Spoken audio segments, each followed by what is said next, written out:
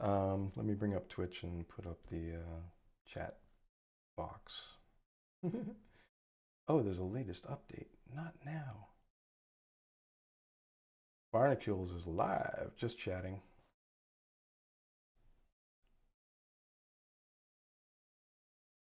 Welcome, as long as we're here, to the cultural moment.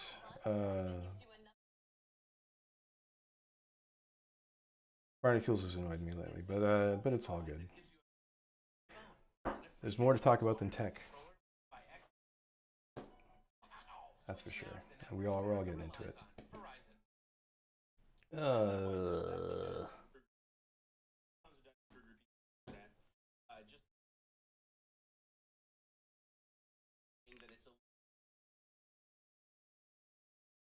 All three of them, we shared FAA documents, YouTube videos, FAA statements themselves. We got Barnacules. Is this a cool way to do it on Twitch? Oh, I should be switching up to a larger view. I'm sorry I put you through that while being in the corner of the screen. What? Oh, there he is. Yeah, so Barnacules is getting into the weeds of the technicalities, so let's move on. I'm trying to see the bigger picture. I don't know. I'm a big picture guy. Let's put it that way. But I'm going to get into the big picture of code in a minute. I'm just kind of getting the last minute pull requests in, and then I'm going to be publishing 212 here live. So thank you for stopping by. I'm sorry to any neighbors who might be unaccustomed to this. I actually put up some stuff to baffle this, but I had to switch up this room to do it all right. Let me hold on. Yeah, chat. Okay, that's me, my channel, and chat. Okay, there we go. So let's put Barnacules away. How's everybody doing tonight? I need to be loud. I know it's hard to get attention these days, which is that's the new economy, right? Attention economy. This moment is going to be remembered as being so stupid. Trust me. Trust me on that one, people. We are in the throes of, like, we're just crowning.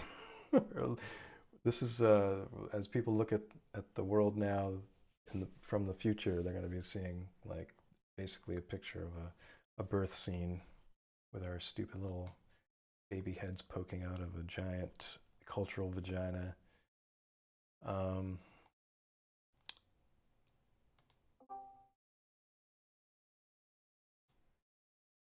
Custom status. It's over. I don't know.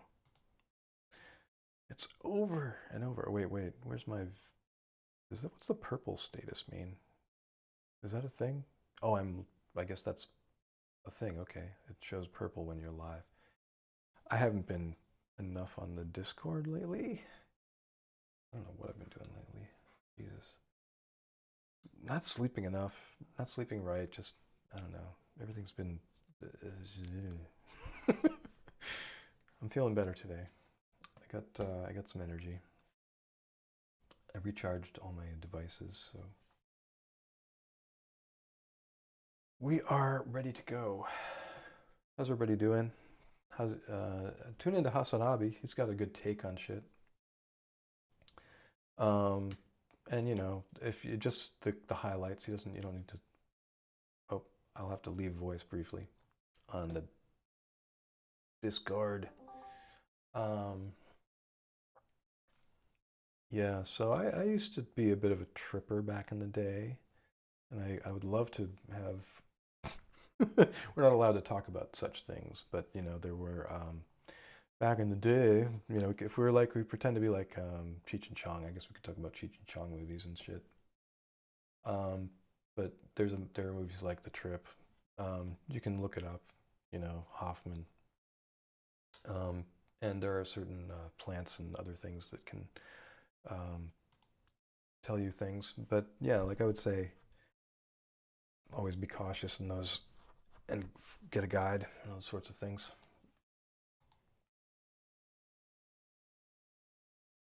We can talk explicitly about that kind of stuff, I guess. This is Twitch. And it's live, and you can't really do much about it. I won't do anything illegal. We're not doing the anarchist cookbook or anything.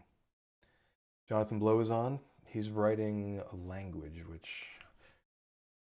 he's devoted. The man is focused and devoted to one thing, and he's figured out he's figured out how to focus even in the midst of the storm. So I'm going to try to do that tonight. As you can see, this is the tip of the iceberg on Marlin pull requests. How's everybody doing on the Discord tonight? I believe I have announcements, but it doesn't connect to everyone, which kind of annoys me. I meant to connect to everyone. Evil gremlin. No, everyone. I'm serious. I know it doesn't autocomplete everyone. Welcome to the cultural moment. Send now. I have to bother everyone on the Discord server just to be an annoyance. It's over. I'm sorry, but it's what is it? It's December 16th, 2022. It's never going to be another. There's never going to be another night like this one. Never. Look around you. It's never going to be the same. Hey, there we go. Oh shit. Look out. Hey, please join. Invite. Invite. Should I invite everyone? Albatross. I should invite my brother. Let's see. What's he doing? I don't usually send an invite to my brother about these sorts of things. Let's send invites to people just to be annoying. I'm not going to send one to Timu. That would be interesting, but it's just people in my time zone. It is about 10ish, which is actually a pretty reasonable hour for most of us. Oh, I've been turned down by Albatross, unfortunately.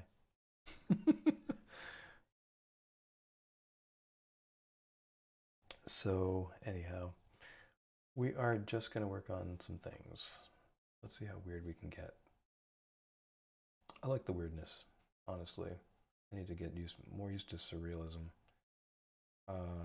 Because ultimately, if nothing else, things are surreal. But hey, as long as we've got Mastodon, let's use it. Let's make it work for us.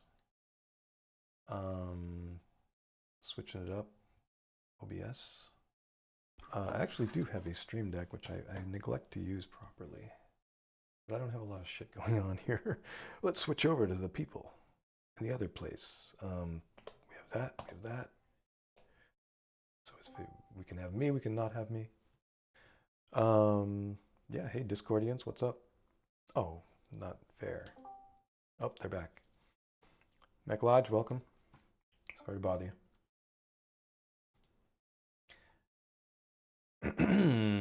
So, 212. Let's get at it. Skedaddle. So I wanted to. All these things can go in anytime. It's like, it's a very, what's the word? Scrummy kind of? Scrum. If you know your, oop, there we are. I gotta press the face. Hey, here we are in the fish tank, people. Oh, I gotta turn on the signs and shit. Hold on. Gotta have some lights. That's very important for the Twitch universe. Lights, LEDs, things. Toys. We love our toys. Welcome. Yeah, I wrote that game, Dino Wars. needed work, but it didn't get as much work as it needed. I was very distracted at the time. I was really not together.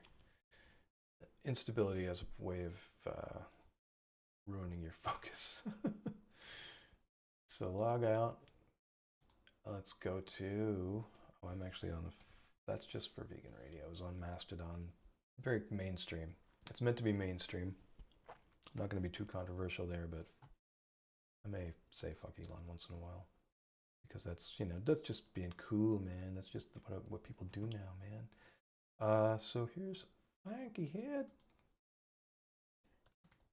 Join me tonight. Now on Twitch.tv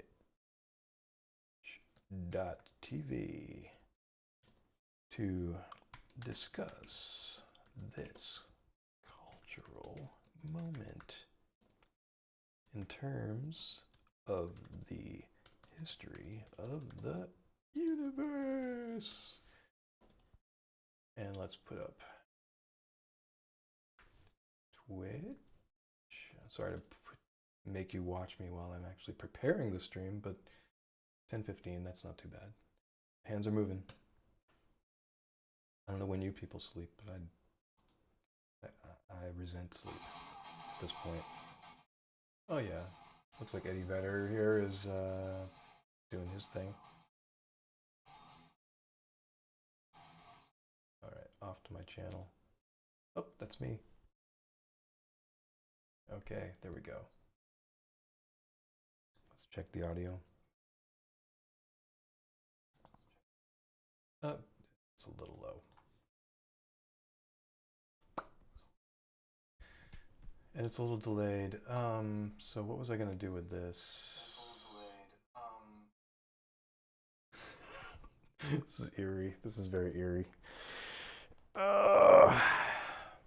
Okay, so screen presence, right?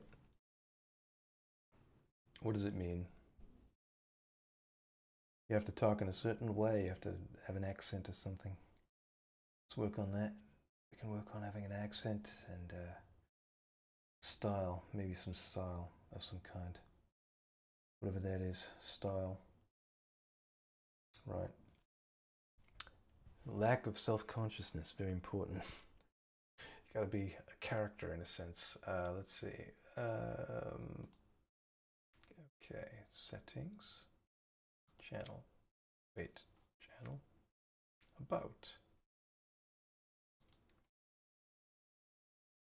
There we go. I just wanted to get the link. That was the whole reason. Okay.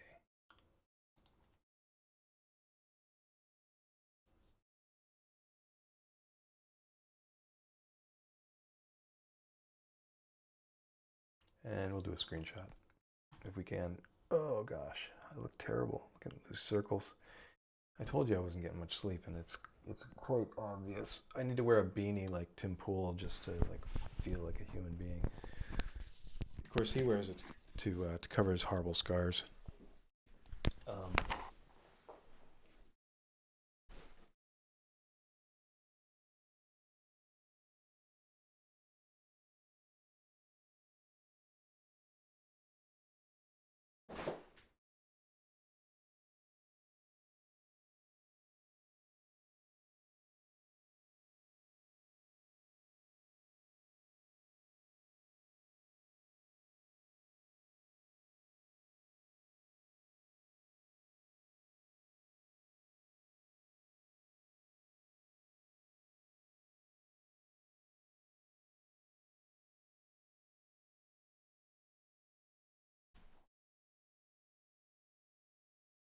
Ah, there we go. I look like a sailor now. Of course, I have a black one too.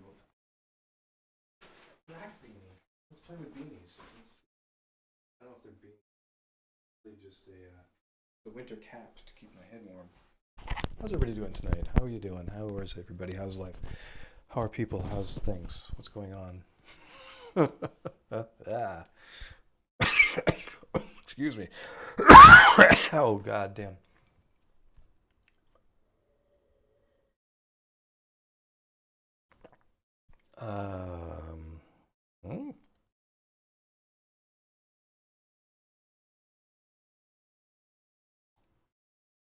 I'm taking a screenshot. Here we go.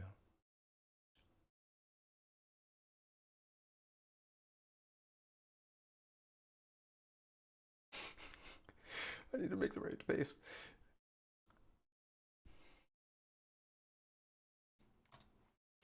That might do it. We'll see. What does that look like? It's completely random, so probably in the middle of like chewing kind of thing. Edit. You're always supposed to put an alt.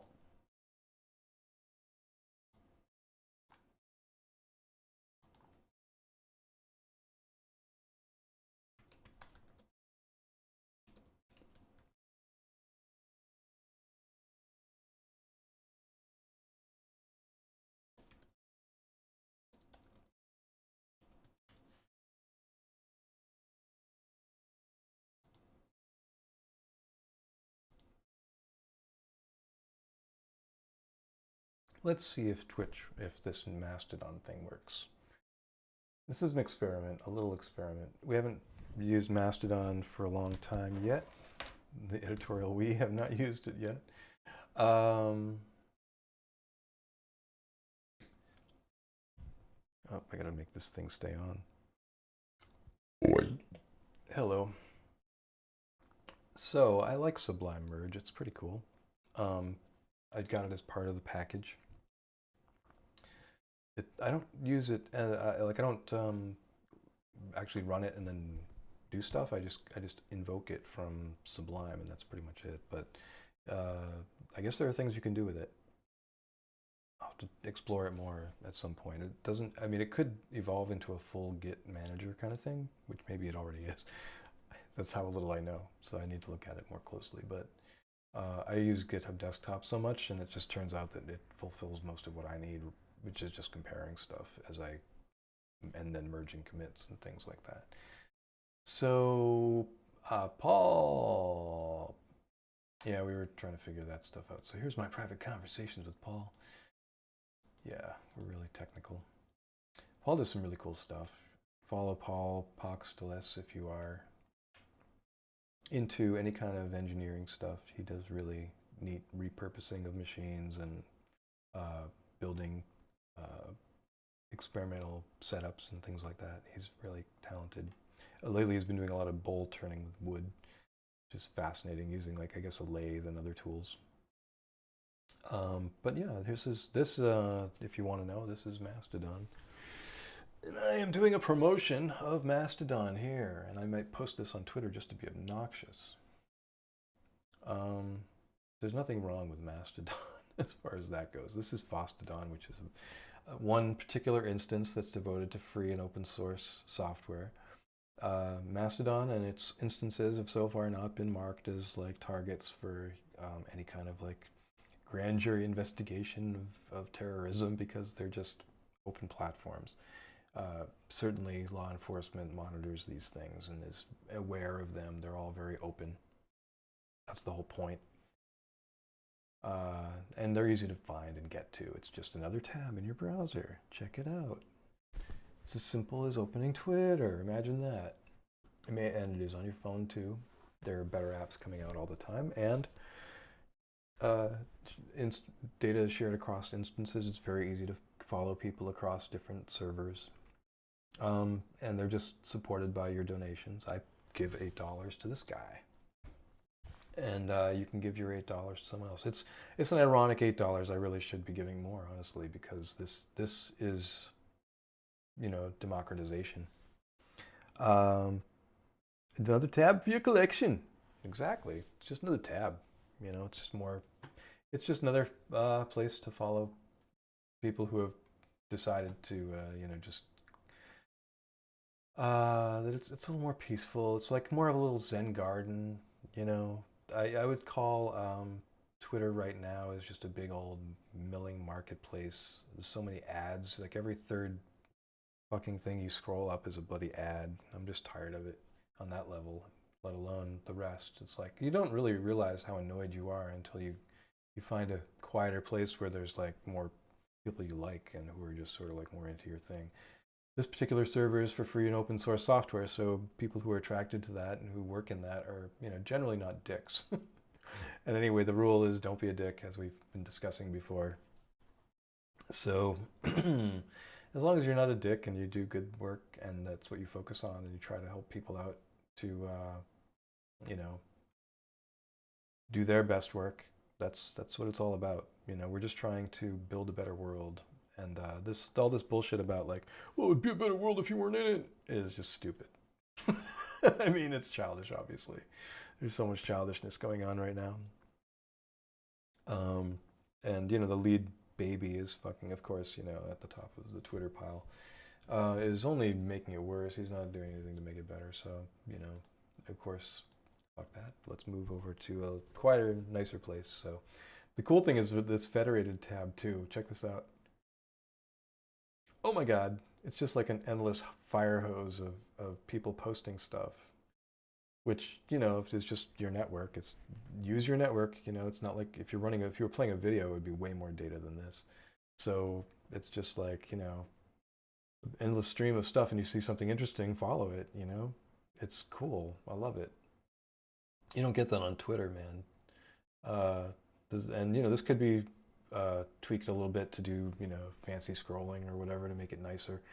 Whatever. It doesn't have to be too fancy, but I like it. It's fine. I guess I should be looking up where? That direction? Yeah, that works. I'm looking up here, and that's the screen I'm watching is my ViewSonic here. The Kirby screen on this side, which I thought would be my primary screen for a while, but it didn't use it that much. So whatever, it is what it is. Pardon my voice. I don't use it much these days. Oh, look at all these fun things. And this is just the endless fire hose of stuff on Mastodon that Elon doesn't want you to know about. But here it is. It's all here. Oh, look, there's Jenny. Parody song about food. Probably written by... No, she probably wrote it. Randomly got the urge to share this. See, open chat. ChatGPT didn't write this. Chicken nuggets and an apple pie. I think about it every night and day. Crank up the grease and fry away. I believe I can bake a hamburger and a chocolate cake. I believe I can fry. Do you fry hamburgers? She's nearly 40, and she likes to write poetry.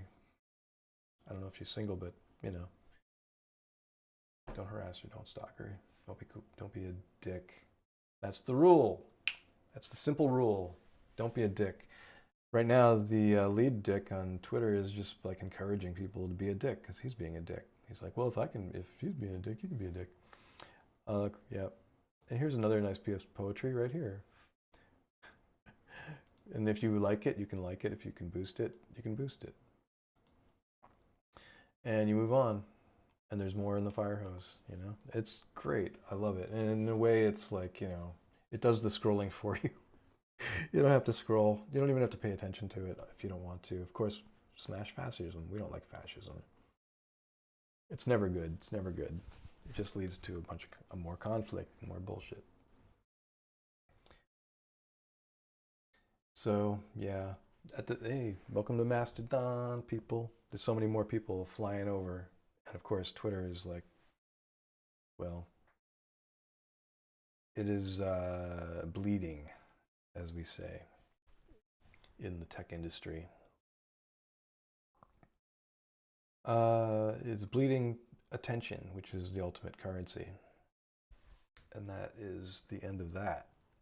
And tonight, my main focus is going to be on these pull requests, which, well, not these particular pull requests. I'm hopefully going to ignore these pull requests if I can. Hopefully they're all nothing much. There are no doubt a few typos and bugs still lurking deep somewhere within Marlin, so do be careful. But I'm marking a release. Auto temp is in EEPROM settings? Oh, I forgot about that. I think auto temp is meant to be something that turns off by default and is never on by default. But I forget what auto temp is. It's a stupid name for a feature. That's all I know. So auto temp, oh, it's on by default. Okay, well. Dynamically adjust the hot and target temperature based on planned E moves. Oh yeah, it's just an option that you can turn on if you want to. It's funny that it's always on. Most people don't really use it. But now he's exposing some settings that are normally hidden, I guess. Max, min, factor, and enabled.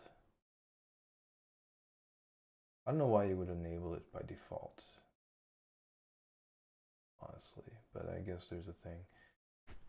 Hey man, this is offensive. All right, so let's clean these things up and get them deployed. This is the boring part, but I actually have the release just about ready to go. I went through all the, well, let's go back to GitHub Desktop.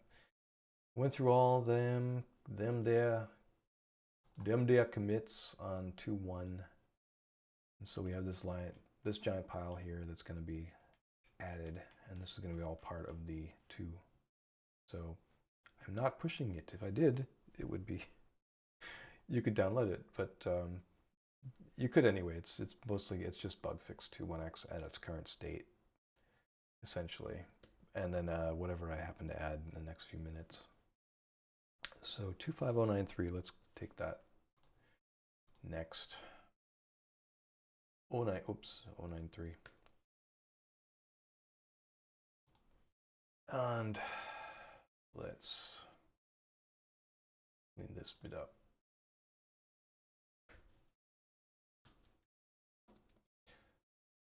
You tab users, it's a bad habit. Tabs are unfortunately just, they're a good idea that just unfortunately conflicts with reality.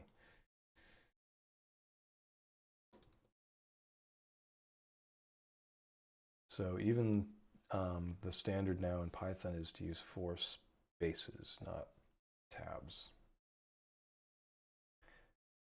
I don't know why precisely they particularly settled on that, but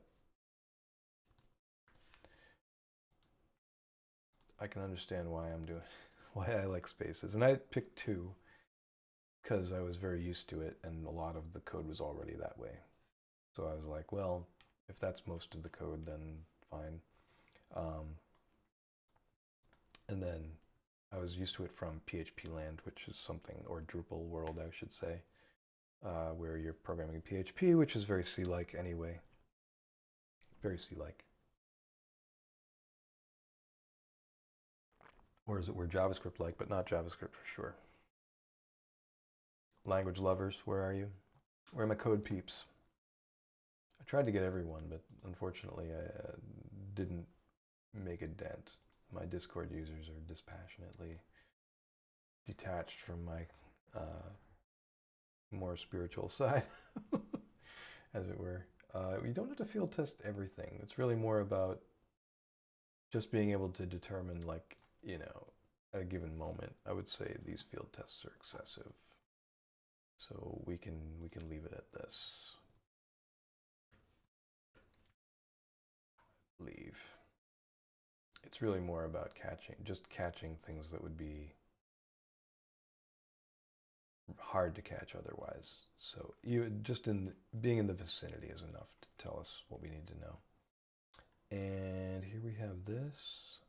I don't know exactly why we need parentheses here, but that makes, usually a parentheses is good because you can isolate something from something else, but in this case it's like the compiler knows what it already isolates it. On the other side of the equal sign is a hard barrier. Nothing that can reach across that equal sign and change its meaning, as it were. Right. I assert and I stand by that. So we can put that here.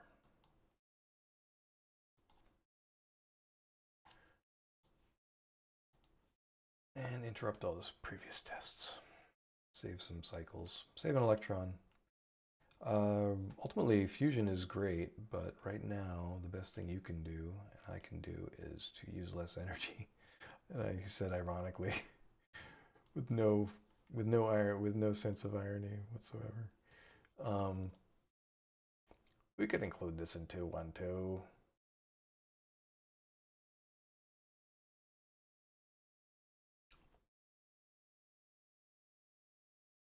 maybe there's a way that we can make sure that these things are also, we can sanity check them. Sanity checks can be excessive too, but it makes sense sometimes to just make sure your settings are good. So for example, min should be lower than max. It's stupid, but you have to check those things. So we do that. We do that. In our sanity check. So nothing about auto temp is yet mentioned, so. But auto temp comes, I forget where in the configuration. ADV. So somewhere after PID. So I think we do some PID stuff in here. And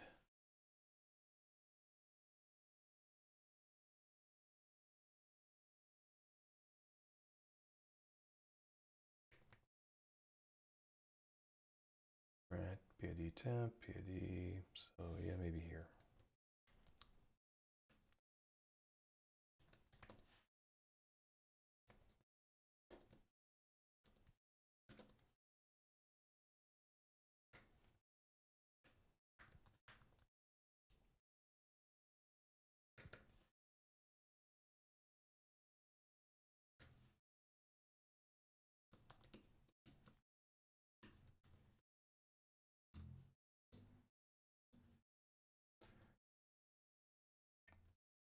And, you know, here you could put parentheses if you were really worried, but not a big deal most of the time. 90 zillion times out of a gazillion badillion. It will be the right thing. So, yeah.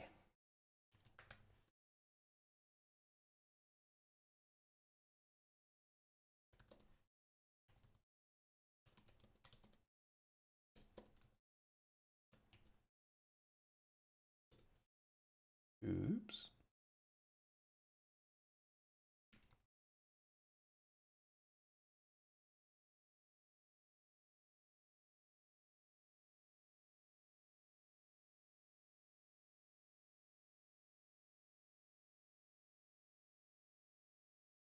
And then if they become like required settings, then you have to check that too, I guess. Like here you can see it appears and therefore is required.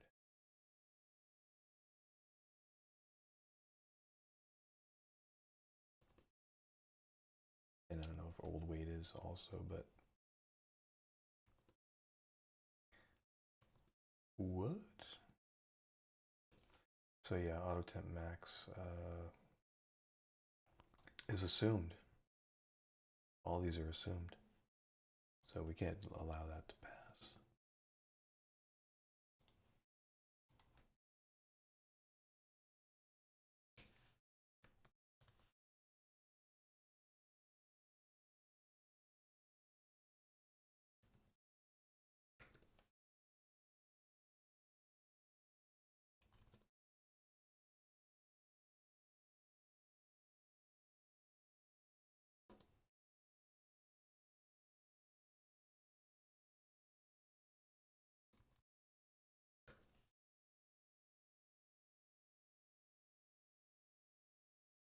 And there you were.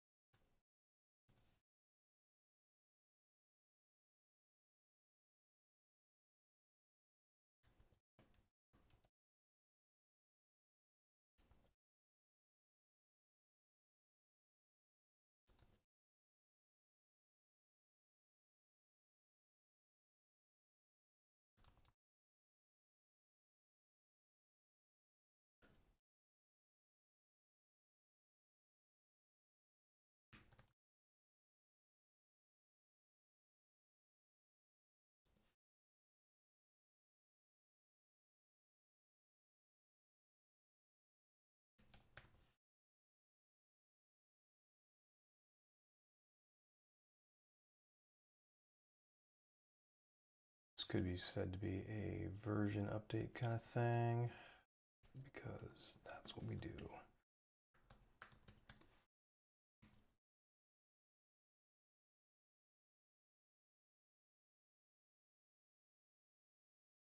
It's gonna be okay in the long run, but this whole moment right now is really dumb.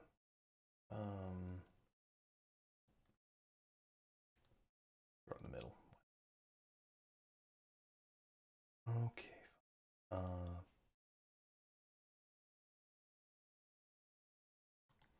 It's kind of obvious that's auto temp.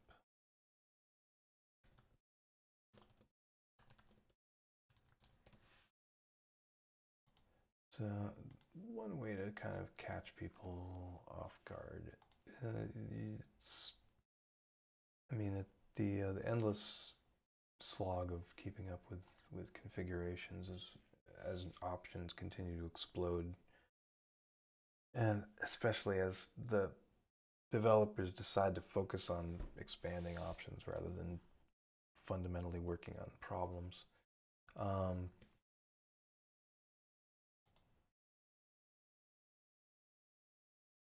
We do have some work coming from Ulendo. They're happy to let me blab about them all day. Hope they're doing all right. Ulendo is going to help us out with some new input shaping stuff. So, okay, that's all good. And yeah, I'm overdoing it with the sanity checking, but should mean that this fails the CI test, actually. So let me bring the configs up to date.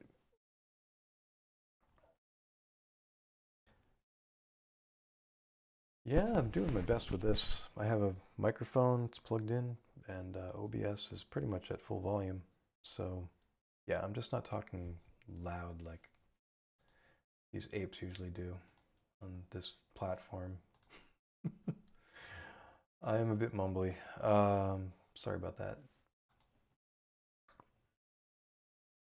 The important things I had to say, I said earlier, more loudly.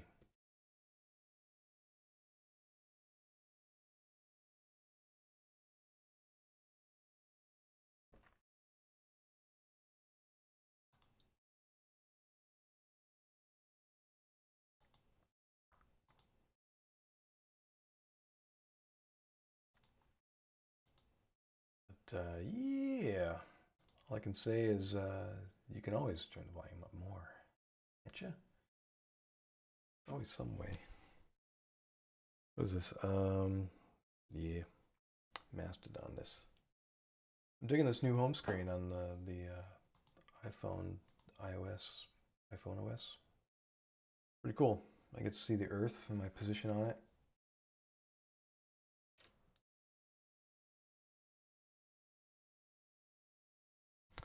Yeah. So anybody got some chat feedback with depth to it at all about life, experience, what's going on right now? I'm just going to talk about my volume. Volume of mind meaninglessness. I have nothing to say, and I'm saying it as quietly as I can. Here we have some kind of warning suppression. Let's fix that. Okay, that's fine. That's all well and good. I appreciate that. It's a long description for such a simple fix, but I appreciate it.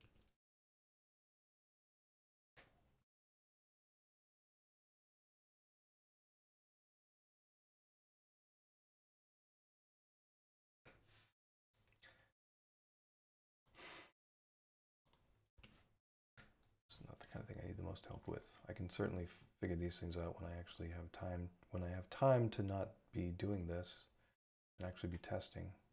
It's amazing. To some extent, there's like a total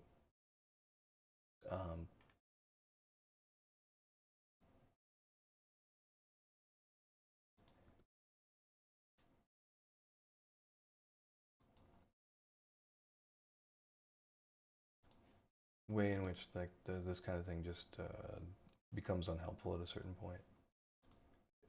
It's a diminishing return. These kinds of things, like suppressing a warning. I get it, sure, do it all. Yes, but we need all types. We do. We need all kinds of contributors. I shouldn't complain, honestly. It's been a hard week. Sorry. Right. What is this one about? Plug overflow. I'm seeing a lot. Too many commits. What's going on? Related plug and overflow. Oh, yeah. We can't have that. Cannot have that.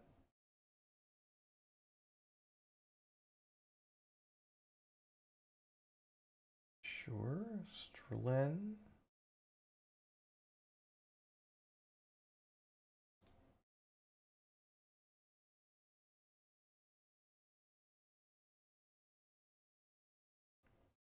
I was trying to keep it simple, but sure.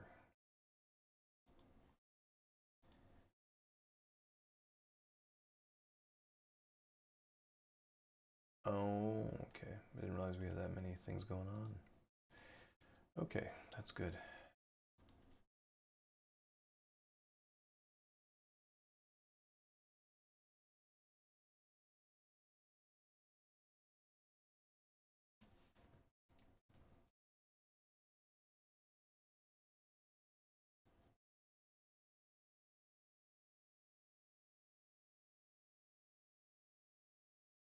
Shorter the better, they say.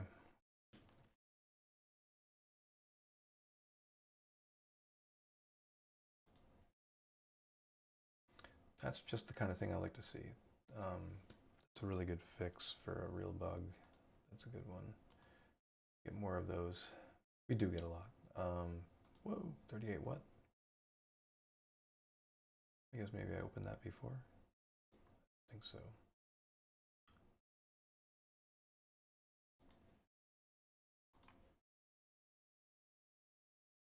Okay.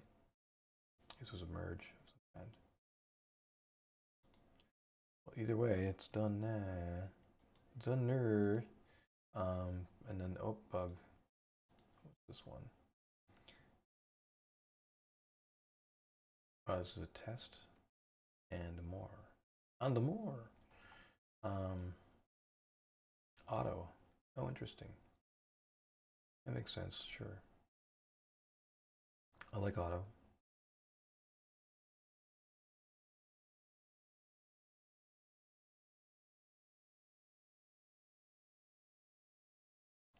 Auto is one of my favorite things that I never use enough. Oh, somebody's messing with my PID heating. I don't like that. It makes me annoyed. A lot of stuff's being ripped out. What's going on? It's a bit intimidating.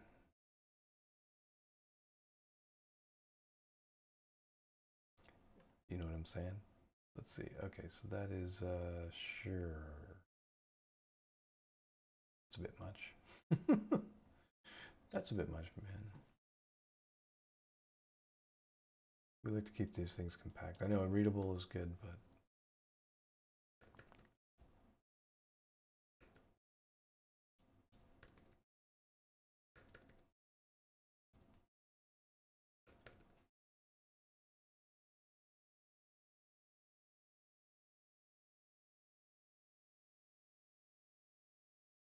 concision is appreciated. It's not that hard to read, is it? Does it make it bad? What do you think?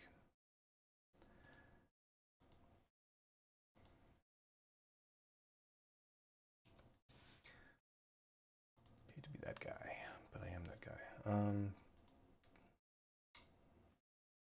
Whoever takes over when I die can fix all my issues. What is that? PIDT with the things. Oh, it's going into that. It's sort of like sub-subbing.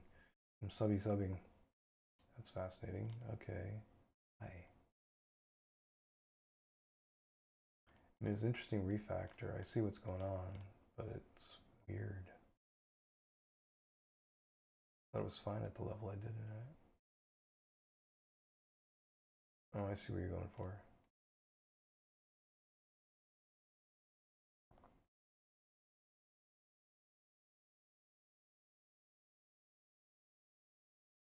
Work P is PID term? E term?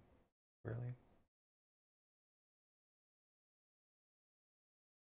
Does that mean we always have tuning? Is that what's going on? I'm not following.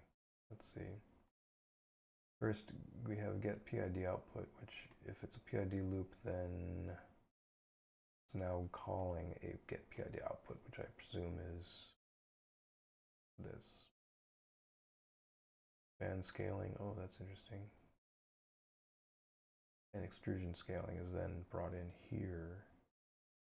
Interesting.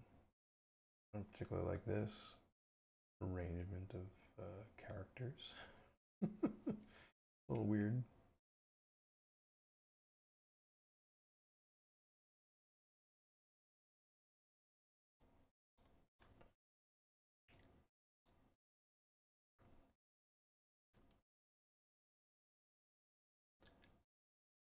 Let's just do our thing here and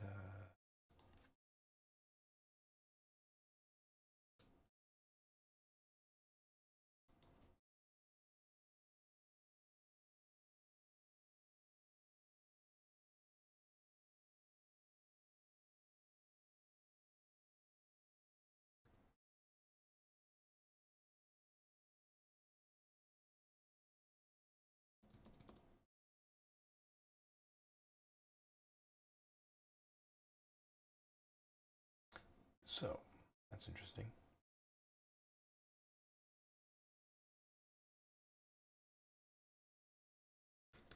I'm not sure I have a problem with the line as long as that might be. I'm one of those give a fuck kind of people, but let's see. If I were to do this, I guess I would do it this way. Just to be a little bit cleaner, but that's about it. So,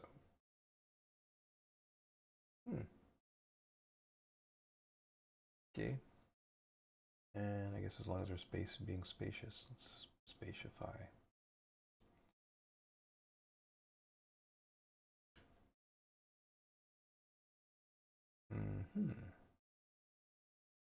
Yep.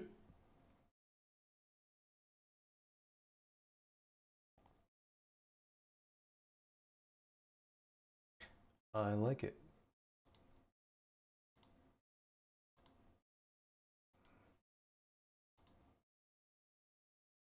I like it a lot. Let's see. It's good. It's clean. Markman0. Is this your first thing? I don't remember your name. Might be, but usually we have a few other things. But as committed. Okay. Let's see. I do like it. This is good. So in other words, we're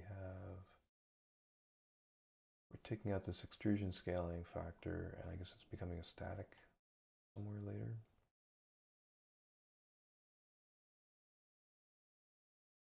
Scaling, where are you? Let's see, scale. That's one type of scaling. There it is. Unused. And it returns 0. Well, if you're doing it in line, you don't need to do that. You're only gonna return 0. Anyway.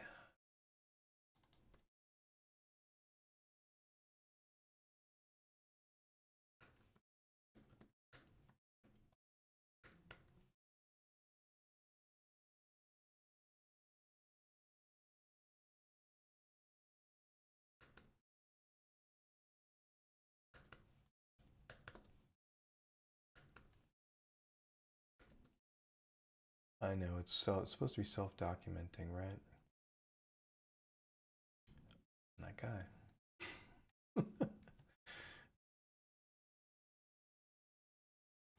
It actually comes up elsewhere, and therefore it doesn't need to be done here. There it is. There it is. If you really want to know, in that case, it's like you don't really give a fuck what it's being passed. Here you do, because you maybe want to look at the logic. But again, it's all in .h, which I don't particularly like necessarily.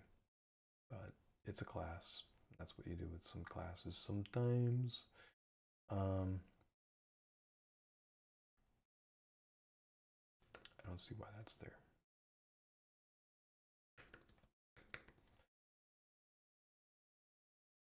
And again, we don't necessarily need to do it the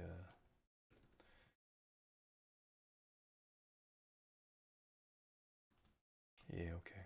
I'll let that stand.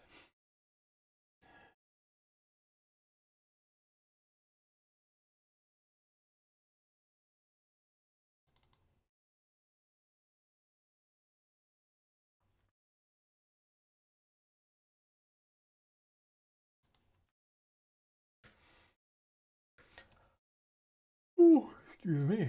Might actually get a proper sleep tonight. We'll see. Yeah, I'm kind of crashing out early these days.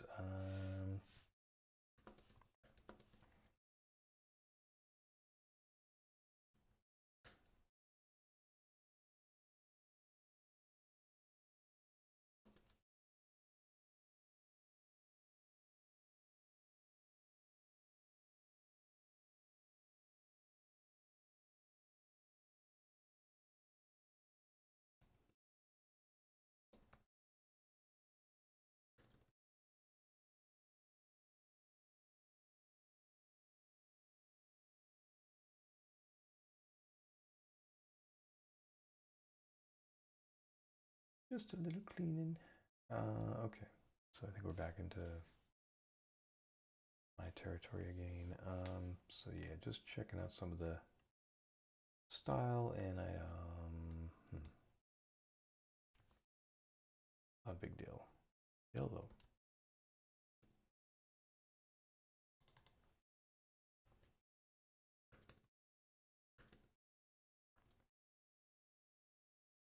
Yeah. All right. So, for the most part, I think I got that covered, and then just one little bit.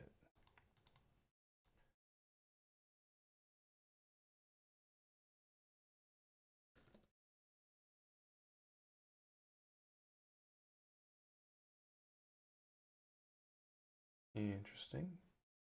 So in this case, we're PID resetting, and yeah, I see what's going on there. Okay, in a way, I guess. It's not just the E position, but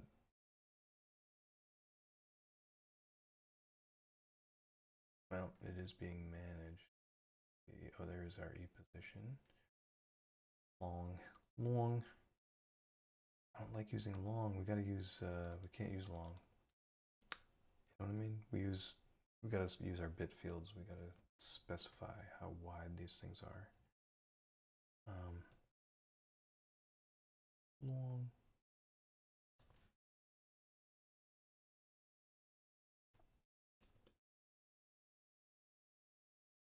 Right.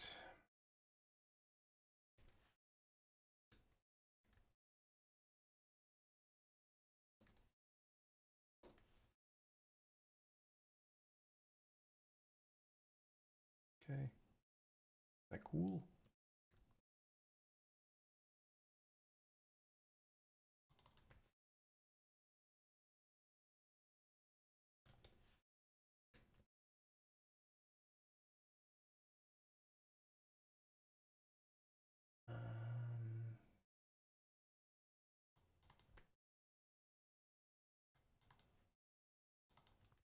Okay, I think we're good. I'll make sure that we get that. E position, I guess, can go negative, but we don't do that.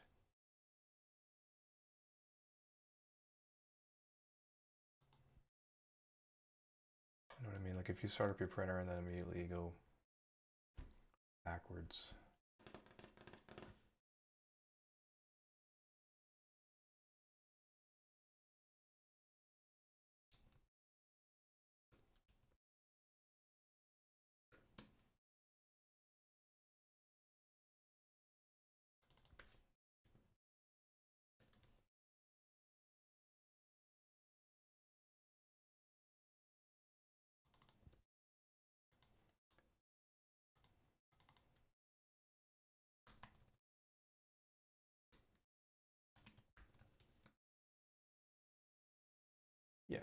Signed.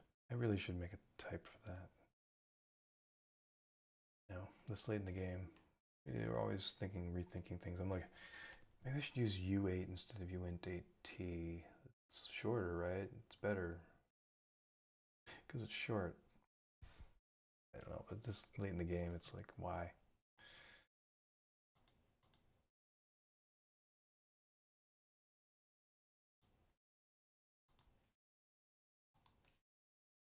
All right, so I like this. It's not tested, but I believe in it. Know what I mean? There's a thing I did. There's one pattern that takes care of the base class for you. I was thinking maybe. Right, PID term. Yeah, I mean that's for open loop stuff.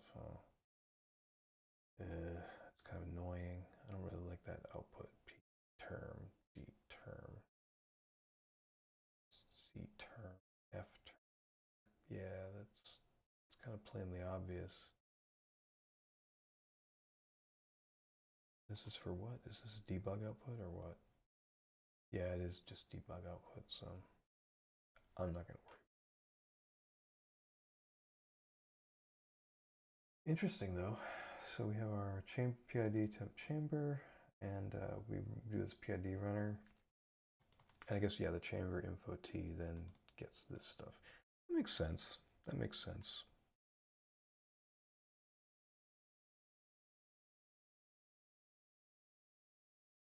So yeah, these work ones, man, that's, oh, I see, KPKIKD. Oh, they're still there. It's kind of, the one thing that annoys me about this is just that,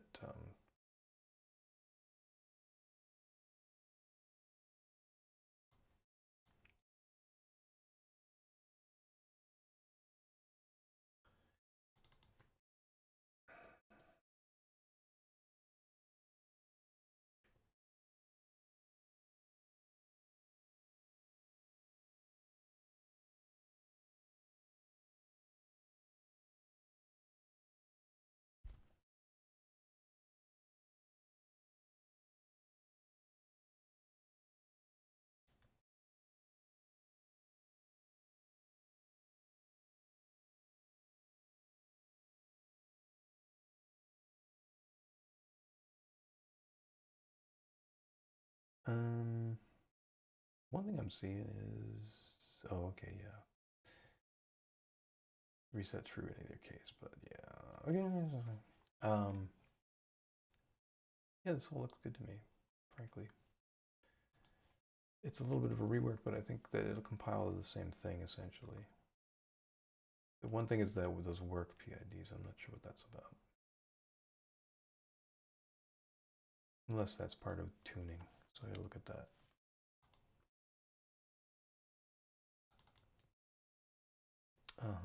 PID terms, and when are they in the PID output? I don't know why why I decided to make them static. Or as it were, like persistent, like another, because we only use them. They're assigned right here, and then they're used. So shouldn't they just be in here? If you really wanted to have them be persistent, you could make them static, but it's just for the sake of debugging that you added them. That's it. That is annoying. I think that's not what I want. That's a waste of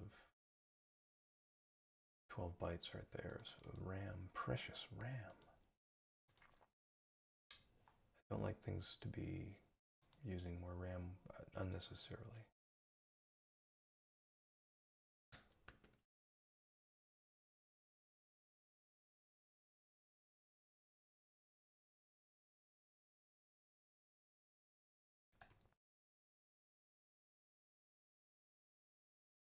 Like, look at these, they're all modified.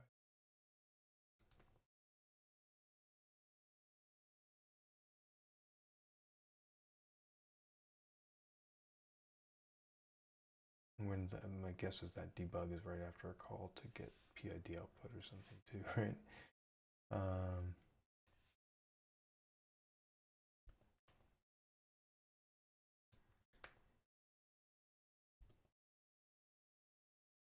no, well, maybe.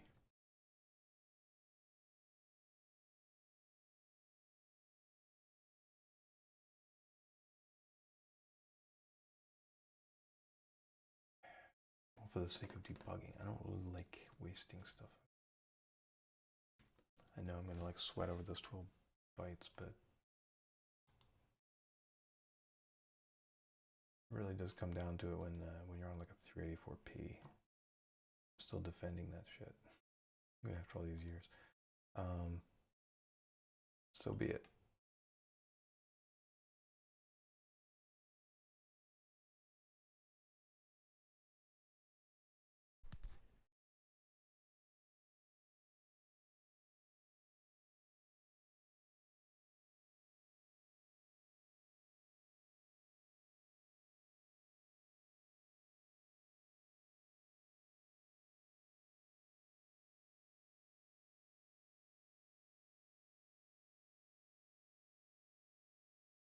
Neat. All right, I need a snack. I'll be right back. I'm a snack. It's snack time, people.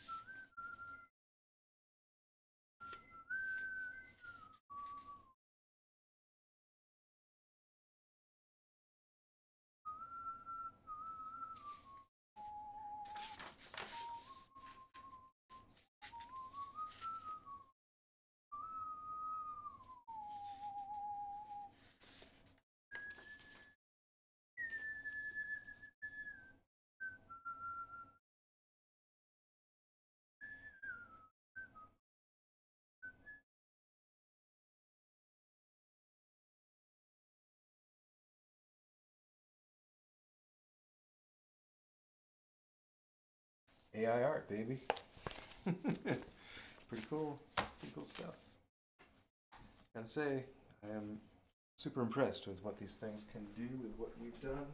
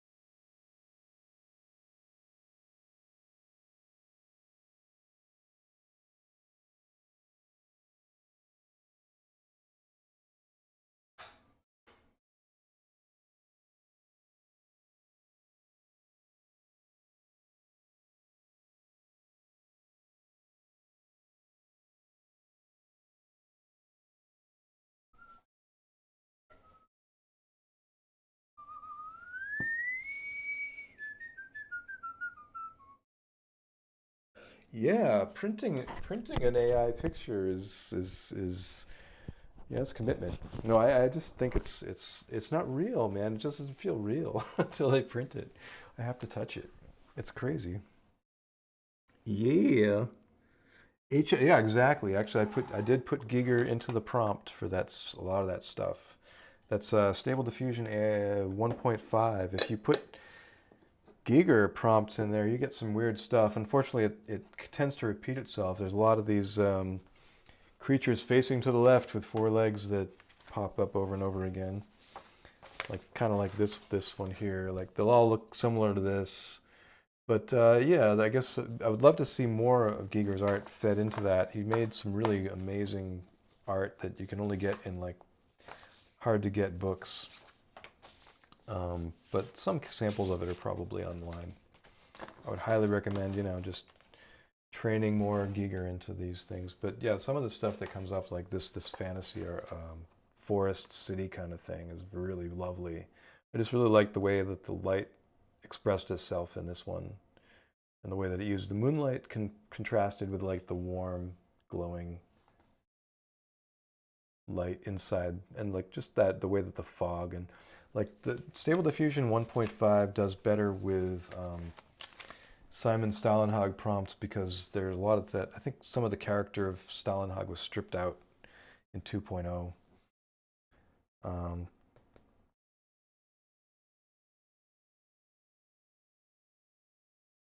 Oh yeah, display. Why not, right? I'd love to be able to do custom displays, right? Just be able to make them any size you want or print anything you want and have it delivered as a display. Is that a thing they can do? Like just have it delivered? Um, yeah, I think that's part of it. Is it's one of the things is of course imitating a style, and all it knows about Giger is certain motifs. But there's so much stuff in his work, like especially his early work, which I guess you would say if you mix it and mangle too much, it's like um, his style changes. So it's like it would be different if it had his early stuff and then it tried to say, oh, Giger is this and this. But yeah, I'm gonna start training Dream uh, on my face, of course, and stuff like that, just so I can, make myself an astronaut. And then sell NFTs for $99. Um, Showing all my great achievements. Remember when I was a fighter pilot? Mm-hmm. Remember that time I danced with Kelly McGillis and wait, was that me?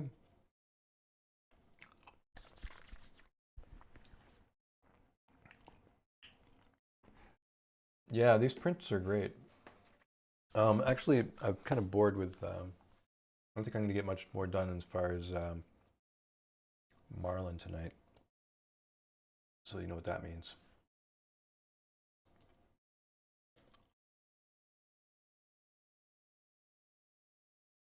It means Stable Diffusion. That's right. I hope I opened the right one. We don't want to open number 34. That's for experiments that will yield things later. Oh, check this out. Whoop.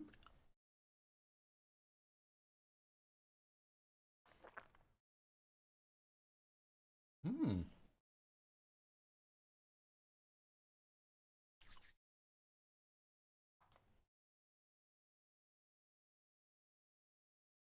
So yeah, Giger.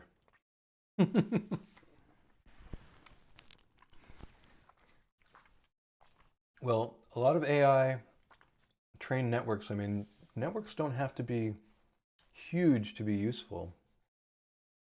These are relatively large networks, but they're simple. They're kind of simple. At least, as we view them today, like what we see in 100 years is going to be.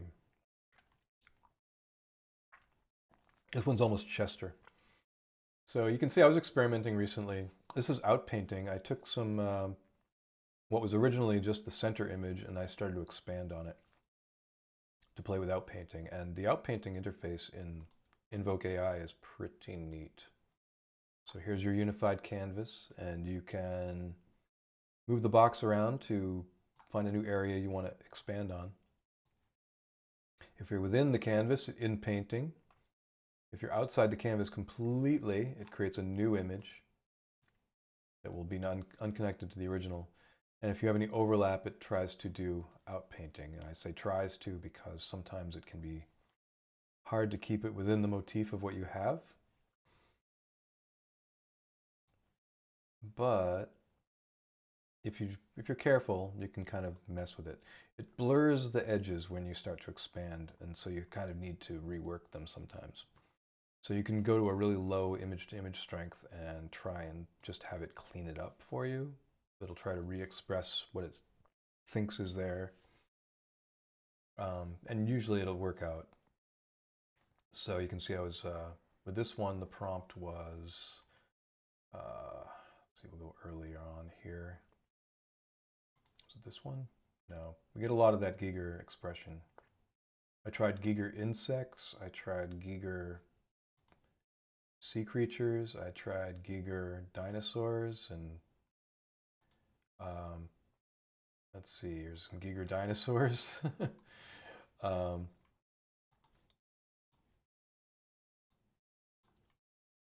yeah, you get some really interesting results playing with that sort of stuff.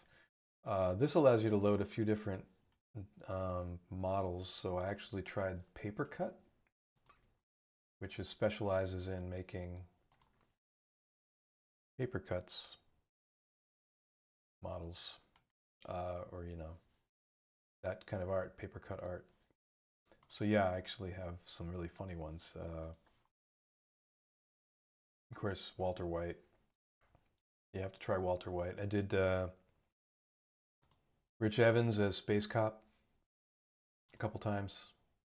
Got to do Rich Evans as Space Cop if you're gonna do any kind of serious AI art.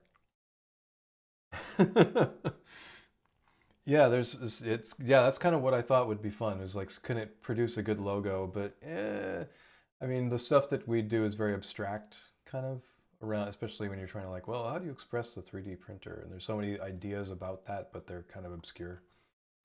A person might recognize, but an AI might not necessarily see the connection. But you can throw very explicit prompts at it and get ideas to, come out better.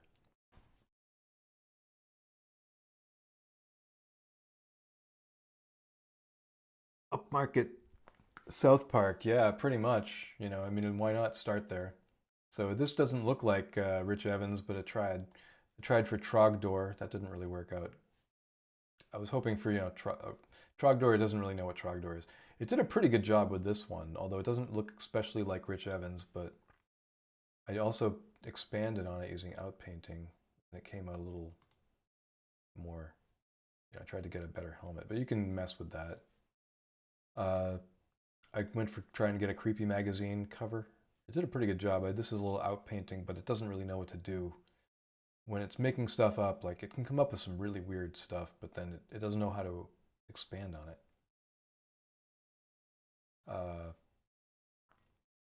So yeah, here's a cheetah made of fire. It tried various things. This was the one I ended up using for my purposes. I wanted to express the idea of input shaping as being like a cheetah on fire. I don't know why, but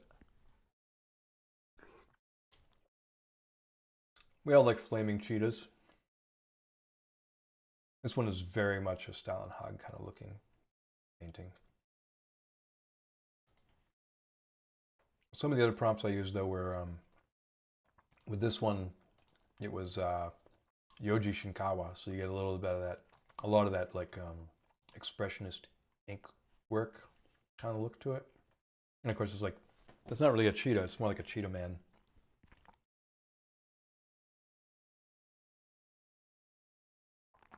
Rich Evans' take on me, right? I do wish the chat was larger on this thing. Let's hide that anyway. Whoop. I need one of those Fresnel lenses to put over my screen.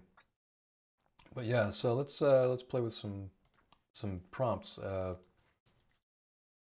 Actually, I've kind of been thinking about, I don't like to harp on the whole Twitter situation, but I'm trying to find good metaphors. Oh, here's some interesting stuff though.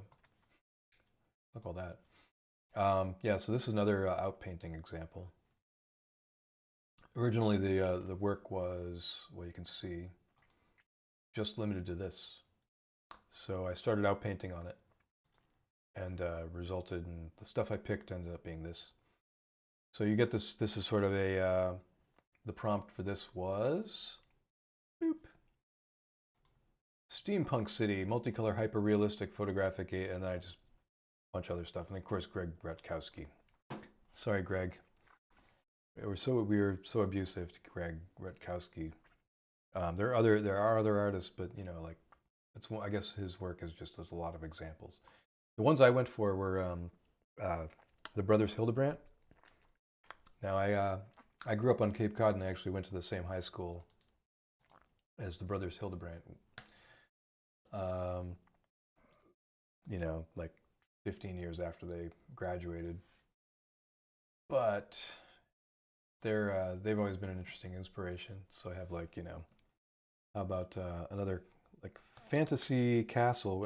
We love our fantasy castle, and knights on horses. How about that?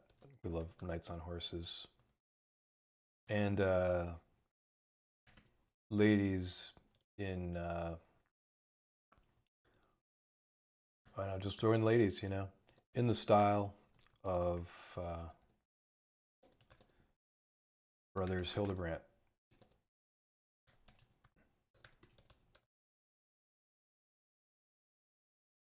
And we'll just go for 512 because that is what this was trained on, so it tends to do best.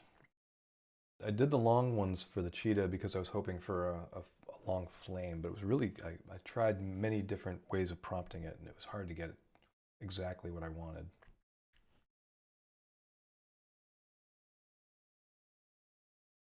I might have to be more clever.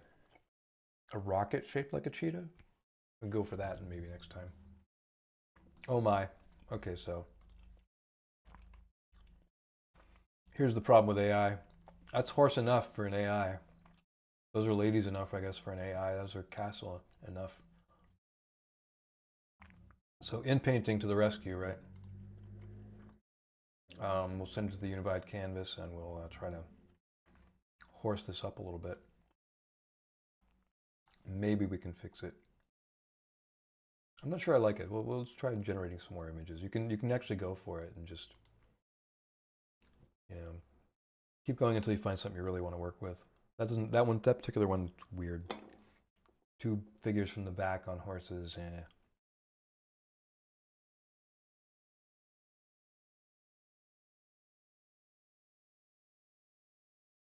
Hmm. Wow, that's very medieval. I would almost call that like, is that Hildebrandt or, well, it didn't even try on the faces, forget it.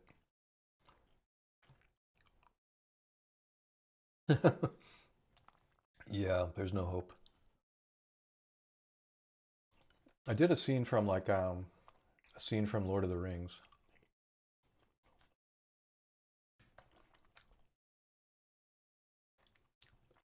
I said wizards and elves having tea in the forest, I think, something like that, by the brothers Hildebrandt.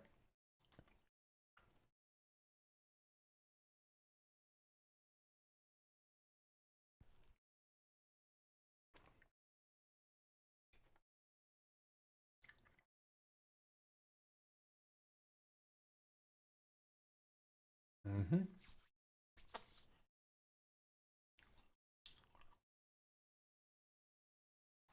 Yeah, I don't know why it doesn't get the faces on this one.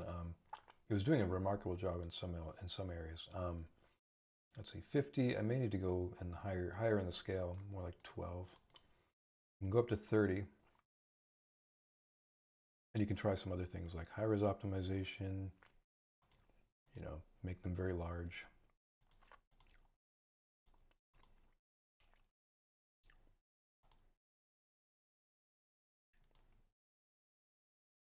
But it does get some really interesting, good details in there.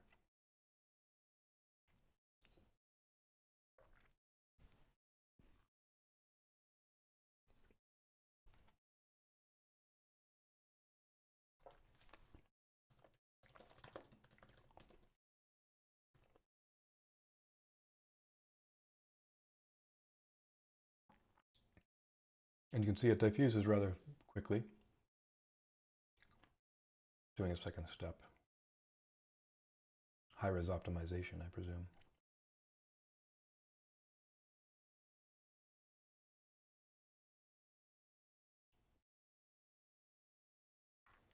Right? Somehow a rabbit came in. But some of the prompts that seem to help to improve on things are, so you can find my Stable Diffusion notes here. Let's just throw in some, we have to throw Rutkowski into the mix. That always ruins things. But we can try and just see if it, you know, picks up on some of those cues just to improve on the quality overall.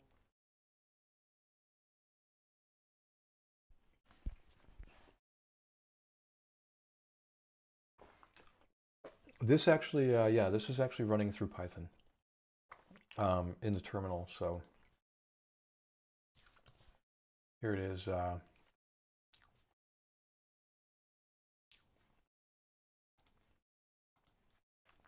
I'm using a .command file to start it, but what the .command file does is very simple. It just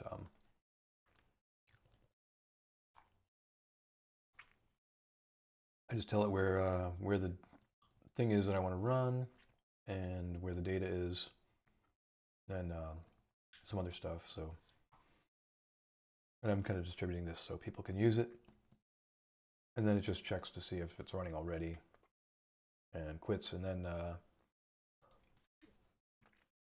if it can run, it goes and figures out where to put the data, because I have it like use the name of the command file to generate different data folders, so it's easy to make multiple projects just by making a new command file. But otherwise, the script itself is just setting up Conda, Python to point to your environment, using Conda activate, It's very much like virtual ENV, same idea. And then this, actually I don't need, that was just for the install of OpenCV, which was needed for something called patch match. But then the actual invocation is just Python running the script that they provide called invoke.py. And it does all the heavy lifting of, grabbing your diffuser. It doesn't use diffusers, interestingly enough. The next version is going to, I don't know exactly how they built it, but it was using different kind of scheme, which I think is actually evident from the name of a folder in here somewhere.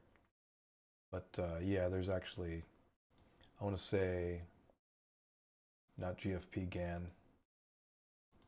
but that's for the face stuff. There's a Docker stuff in there if you want to use Docker. I've tried some other diffusion stuff. There's a simple one that you can download that's an app. And now I'm forgetting the name. Let me go there. It's in, I threw it in there. Diffusion B. So Diffusion B, it downloads some models in its own style using bin file. I'm not sure how it builds them, but it's different. I was hoping I'd be able to share models between the two, but all these things kind of use their own methods, and that's fine. The amount of data, though, is a lot. It's like 5 gigs per model, 5.25 gigs. And so, nowadays that's not a huge amount, but keep that in mind. You need data, you need storage. And then on the M1, it just, because this one has 48 core GPU cores, it just uses all the memory that can be used. And I have 64 gigs of memory. So it pretty much comes up, it uses about a gig per core on the GPU while it's doing a diffusion. Depending, well, I should say that's the total memory of everything that's being used. So I'd say it actually ends up using about 16 gigs. Actually, so maybe 1/3 of a gig per core in that case. But yeah, you get some nice results. That's a bit cleaner. I like that one. I like the forest look there is really neat. And they're all, because they're wizards, they must be doing some wizardry there. So it's a nice touch. But yeah, this is a pretty nice little tool. You can hide the gallery with his commands to do shortcuts. Invoke. O does the, hides the sidebar over here. So you have OG to do that trick. But yeah, I really like this one, and it just runs in your browser, whatever browser you prefer. If using the canvas, it tends to bog down after a bit, and you can just reset the interface.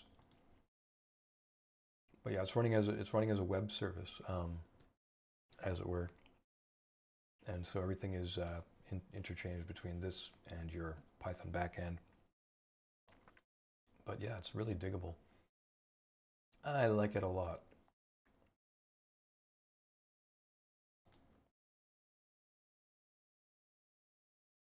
So yeah, it's pretty neat. You can try some other things. So let's try some prompts that were interesting before. Actually, I'm going to launch a different instance. That's the one I've been using to play with. I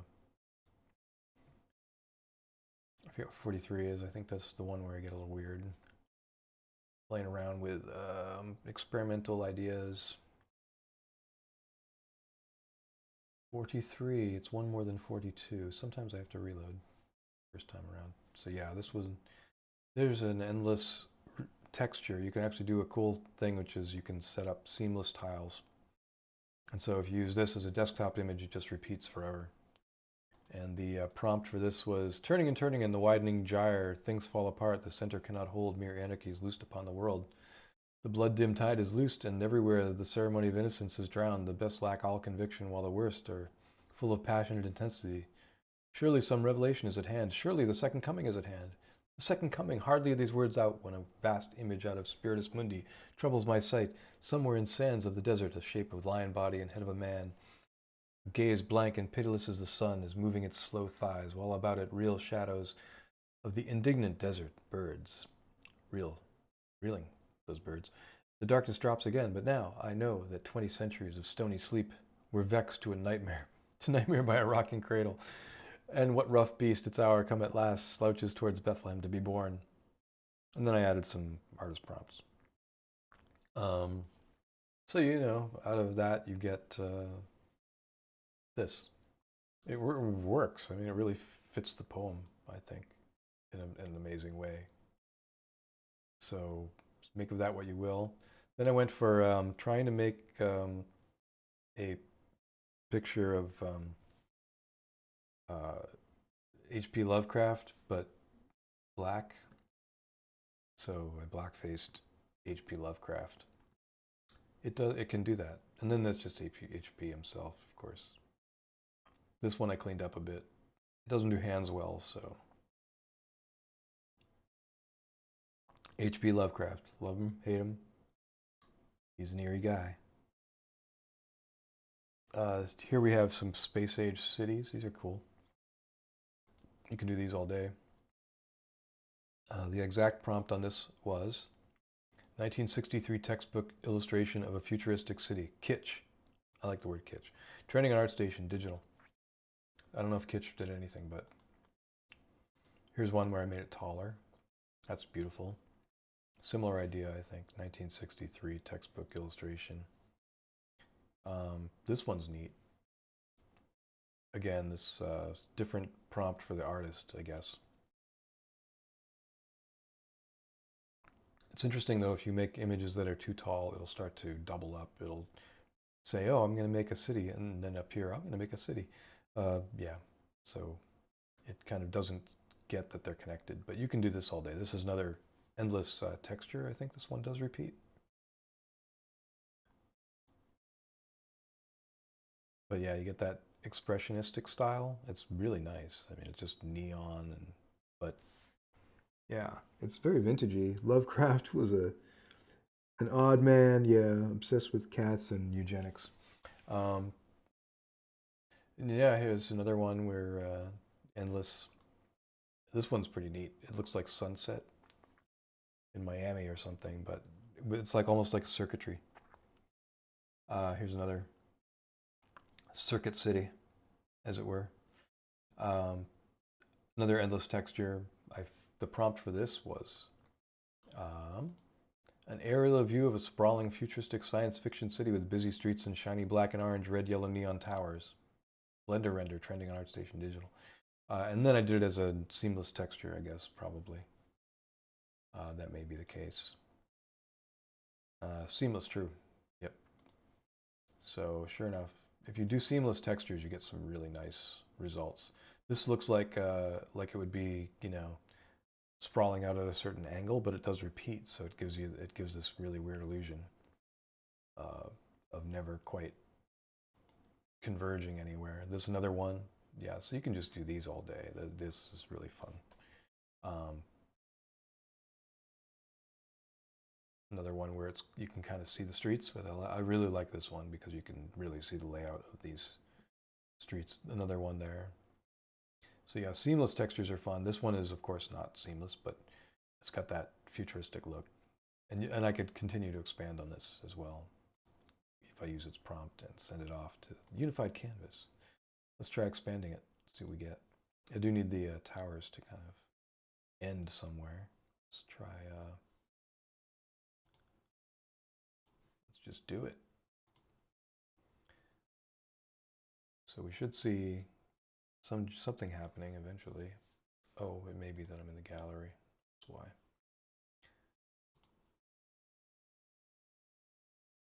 Or am I? Okay. I may have gotten lost somewhere along the way. Let's do it. Oh, I have an error. I don't always get the results I want. Let's see what the error is about, if I can even see it.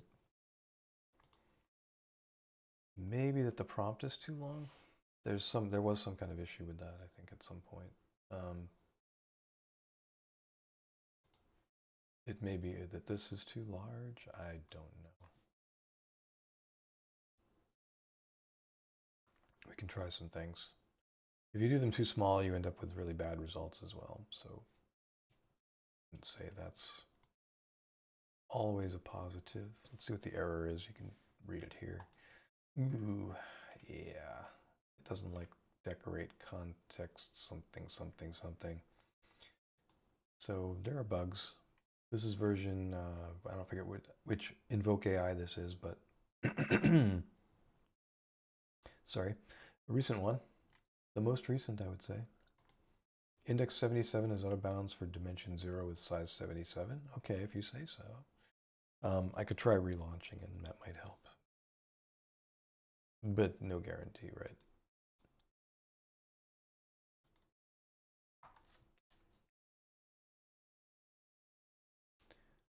EPS prediction mode.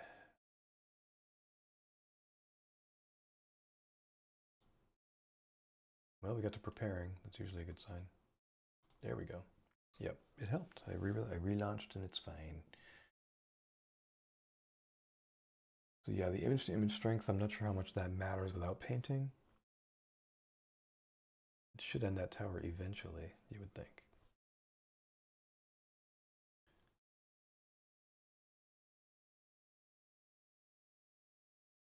Ooh, neat. So yeah, you can have it, generate a bunch of random ones and then pick the best one you like the most. And you can hope that it, eventually ends the building. No guarantee, but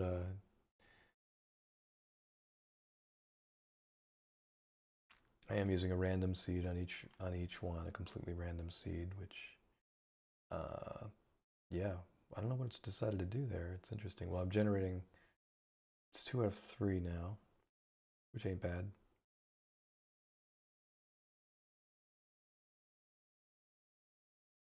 Meanwhile, on Mastodon,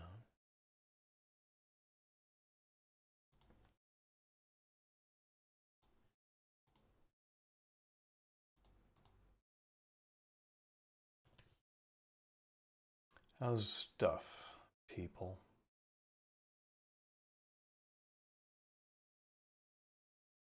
Yeah, we all loved the 2600 back in the day.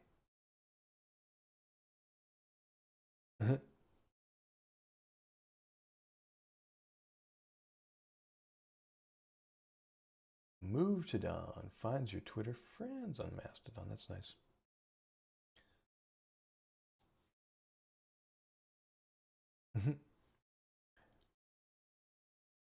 There I am looking sleepy. All right, how'd we do?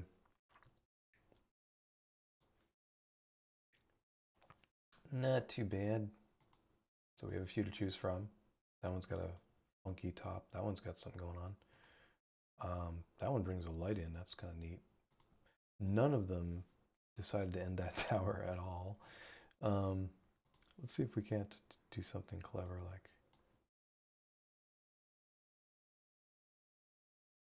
I don't know if that long box will make a difference, but it allows it. So it's really just a matter of, do you have enough memory?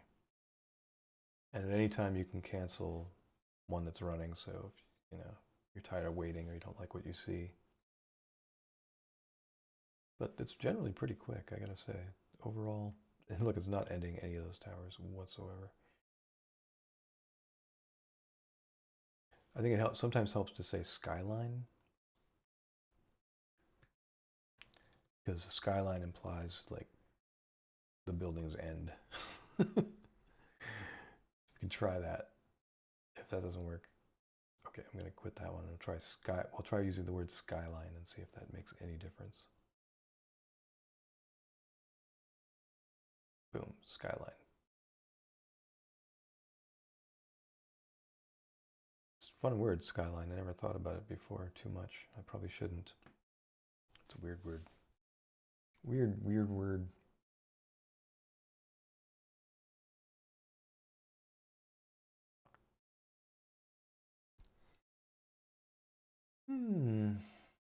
So tomorrow, Marlin 212, finalize that thing, get it out there, tag it, bag it, and then I highly recommend you give it a try. And you can always go back if it sucks. But I think it's going to have, it's got a lot of fixes, a lot of patches, and input shaping is pretty cool. I gotta say, I'm really thrilled that we have it. I have yet to install it on all my machines and try it out, but that's gonna happen. I just love it. We have it, and again, we're going to be working with Ulendo.io. Stop by, say hi, check out their products. Maybe they can help you with your machine needs. Sponsoring this video. No, they have no sponsorship or anything. They're just coming in with code to help us out and basically help the world to have a better input shaper in Marlin. They have some interest in, keeping things from getting too clipperized because, we have all these single boards out there and they're the target for these things, it's like proving the whole point that you can do this stuff in, limited space. That one is neat. I like that one. That one's kind of cool.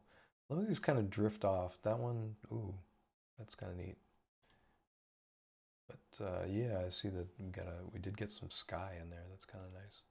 But again, like, is it ever going to end these buildings? That's what I want to know. That's one of the things the AI is just not good at is stopping its riffing.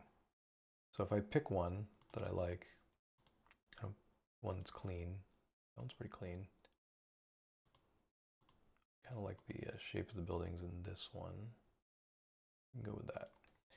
And then, we'll just do one this time, and we'll do like just this part over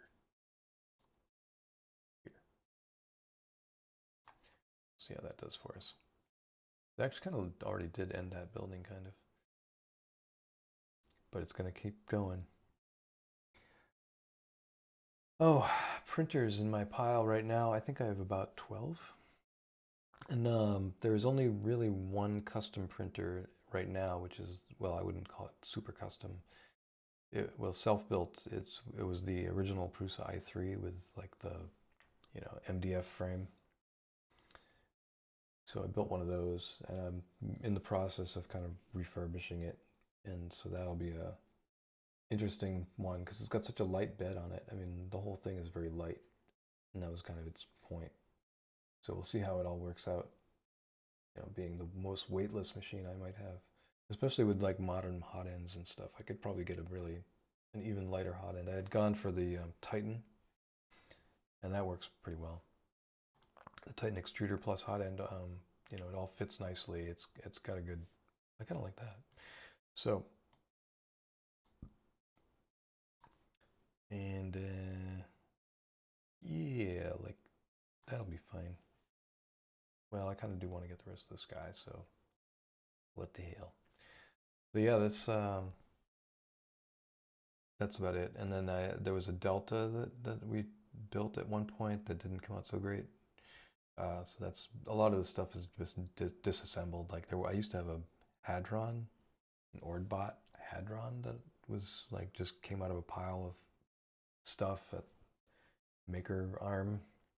I also have a Maker Arm prototype. That's kind of a weird thing. That's a real collector's item in a sense. Maker Arm never succeeded in its aim to finish a design and put it out. And that was a peculiar one. I'm not sure what was wrong with the focus there, but my part was just to write firmware for the thing if it ever came together. And, there was a lot of feature creeps, unfortunately. It just seemed to go on and on forever without coming to a conclusion. So this thing is generating a lot of buildings that don't end. Eventually it will give me one that ends. Maybe.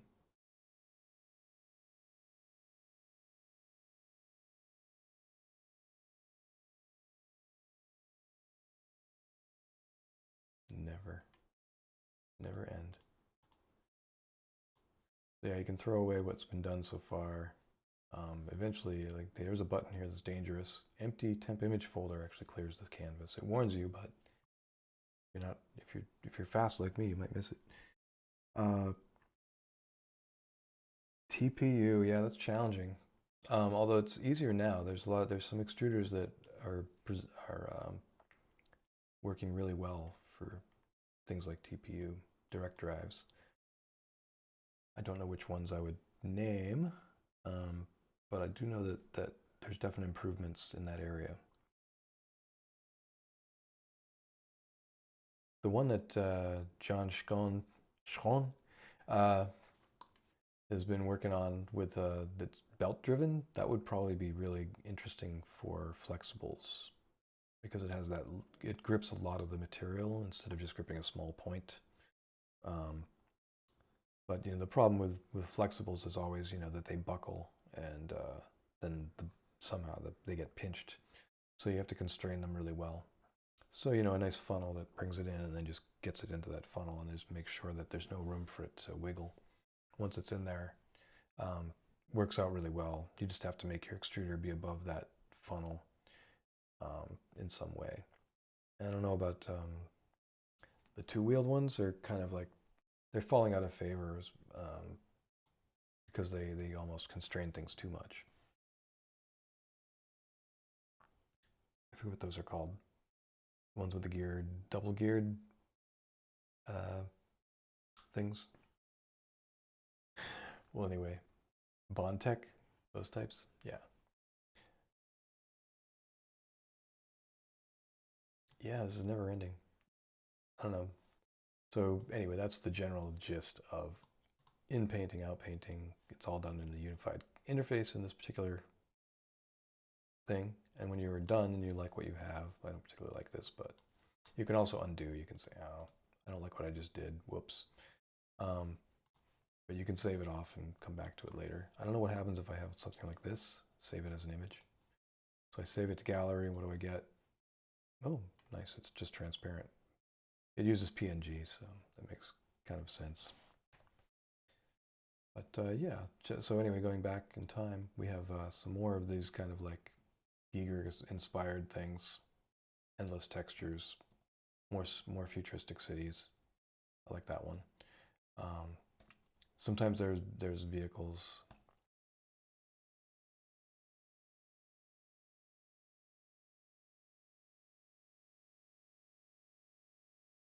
Textures that never end. That one's pretty wild.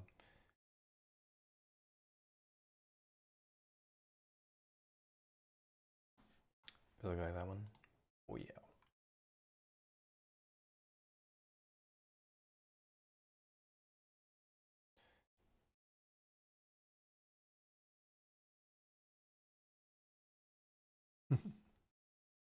That one's just creepy.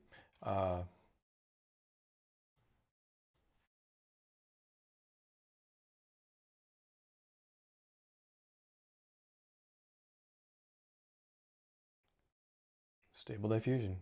It's pretty wild. This one is fascinating, right?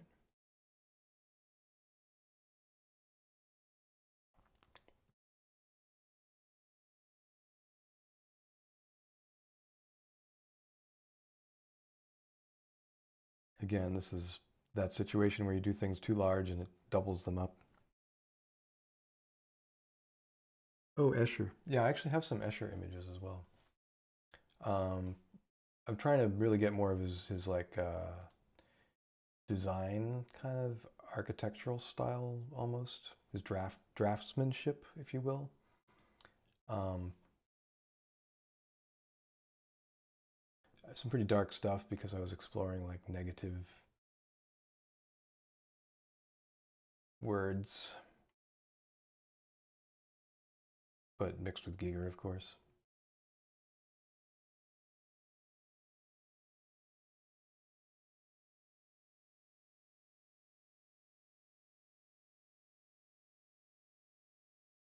But all of these kinds of things could be, incorporated into narrative art if you wanted to, comic books, that kind of thing.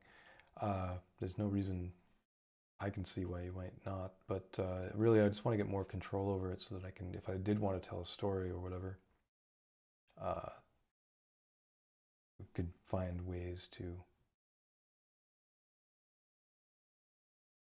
get out of it what you want. It gets tricky, but yeah, it can be wild to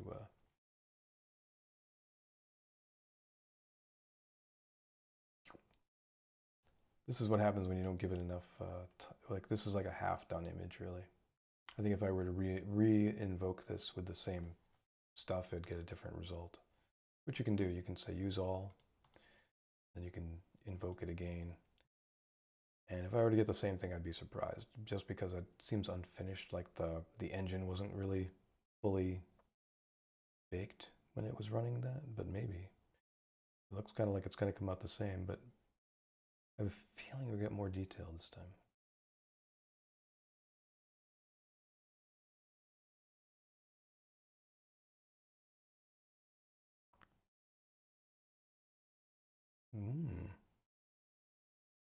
Oh, what the heck? Okay, well, what do you know?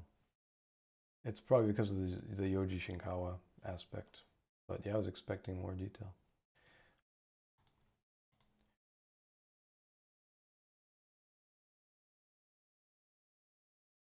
Yeah, this particular one is neat. I don't know if any Escher came into that. I might have mentioned Escher somewhere. No, not in that case. Sid Mead. You can kind of see that roundness comes in when you say Sid Mead. He has that soft style. This one was particularly neat. It's a city, it's almost coherent. It's like you can imagine being there yourself. I'm witnessing this. One time it did this. It made a book. I don't know why. It just decided that, oh yeah, I'll give you those, but here, they're in a book. That's a particularly neat one.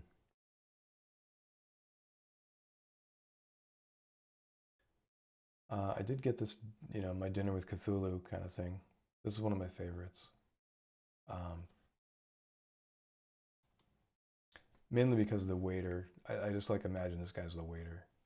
Sir, would you like another? There we have some kind of incomplete figure. That one's particularly neat as well. Yeah, just so much abstract stuff comes out.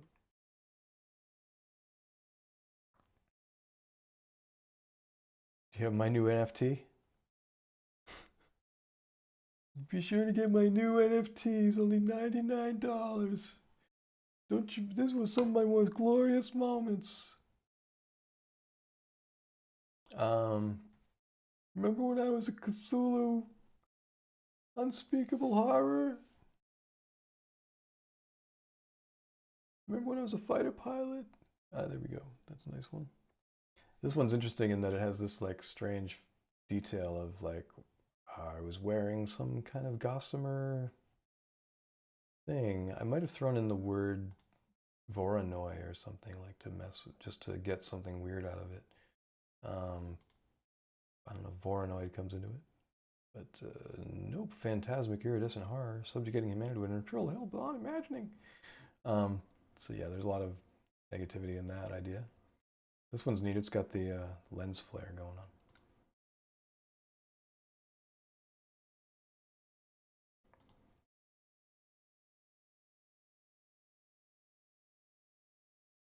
So yeah, you could say, I don't know if one of the things that shaped Giger's style was he had this girlfriend who committed suicide at one point, and she was very much his muse in his early artistic development.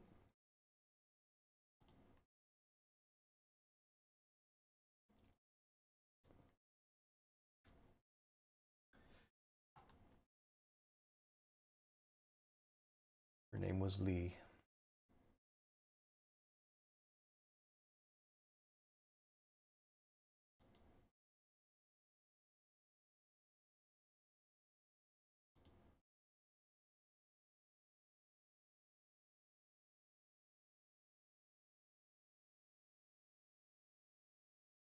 Right, this kind of comes out a lot in the Giger stuff. You get this strange, like John Carpenter, They Live face out of it.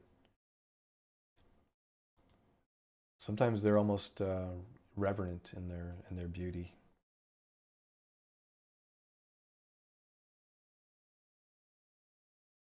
But yeah, I got a lot of these symmetrical because of I think I threw the word composition, like, in there. Something about the prompt actually brings in more symmetry. Bosch, maybe. I don't know. There may be something about the prompt, the artist prompts in this one. But yeah, there's a lot of them that come out symmetrical, highly symmetrical.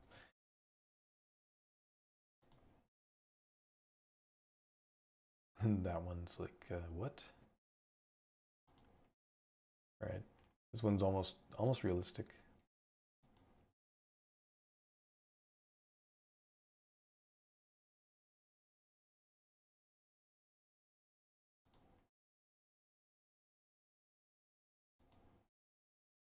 Next season on Stranger Things. Stranger Things has got some AI art going for it. Maybe in the 2030 edition of Stranger Things, they'll be looking back on this time for weird AI art. Yeah, that's a particularly nice one. It's skeleton soldier horror guy, Cthulhuid creature. I don't know what that's supposed to be. This one's really neat. It just again, it's certain artist prompts, and it's the way it's separated the background from the foreground. This one is beautiful. But yeah, they're just on and on. I made a lot of these just because they're so fascinating. I couldn't stop making more.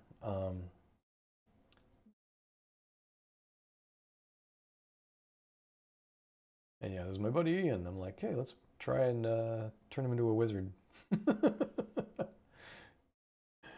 So yeah, that's fun. I'm trying to find the other one. Let's see, I have a separate project folder for Zork stuff.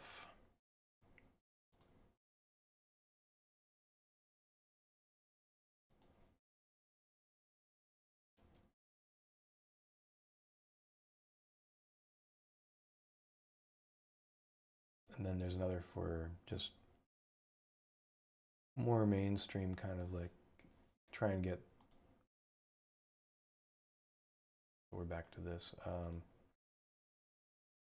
Go back here. Yeah, the ones that are. This is interesting in that, when I did Giger stuff. Here you can see it. Something that looks like an animation. How about this?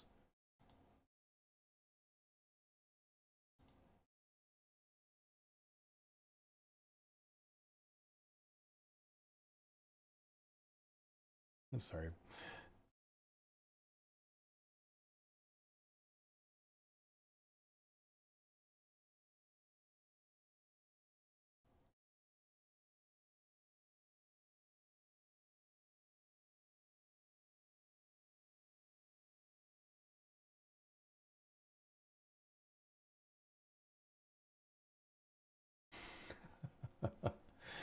So anyway, yeah, this is wild stuff. I was trying to get an interesting stack of pancakes with some Giger influence in it, but yeah.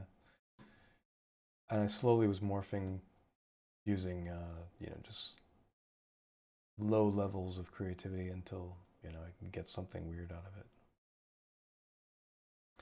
So yeah, more Giger stuff.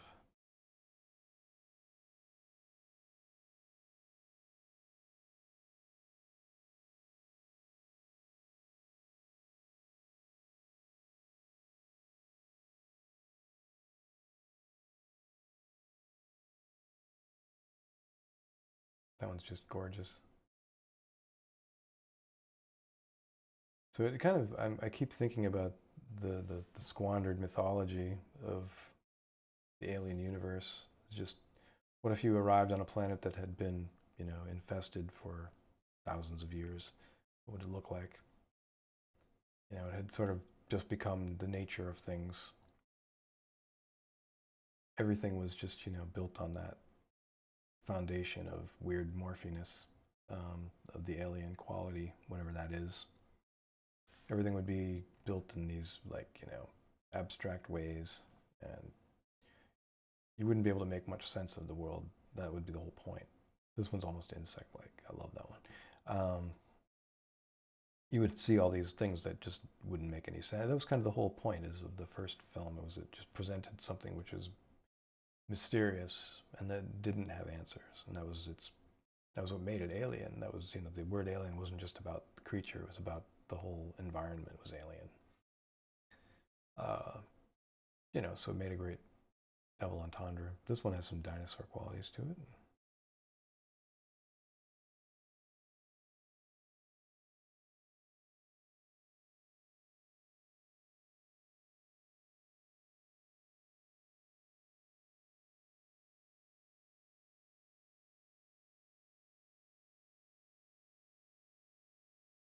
So many squandered opportunities in Alien universe, right? Can you imagine some of this kind of imagery coming up in a film about that? What would one? Obviously, it would have to be something kind of humans crash land or something, but or end up there one way or another. And then they go exploring and they discover, holy crap! There's an entire evolution that's taken place here.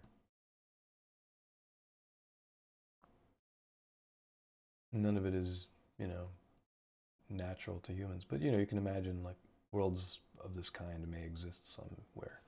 Here, I just brought in some hyenas. Why not? Giger hyenas, baby. There you go. Oops.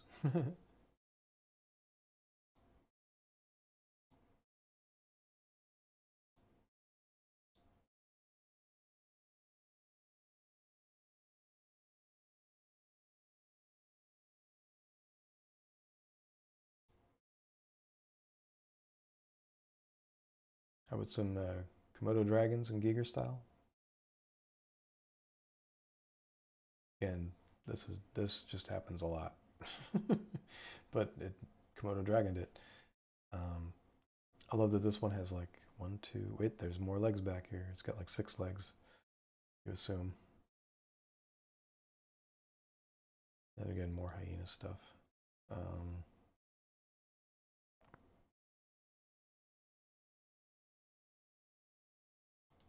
About some Giger kittens, alien kittens. How about that?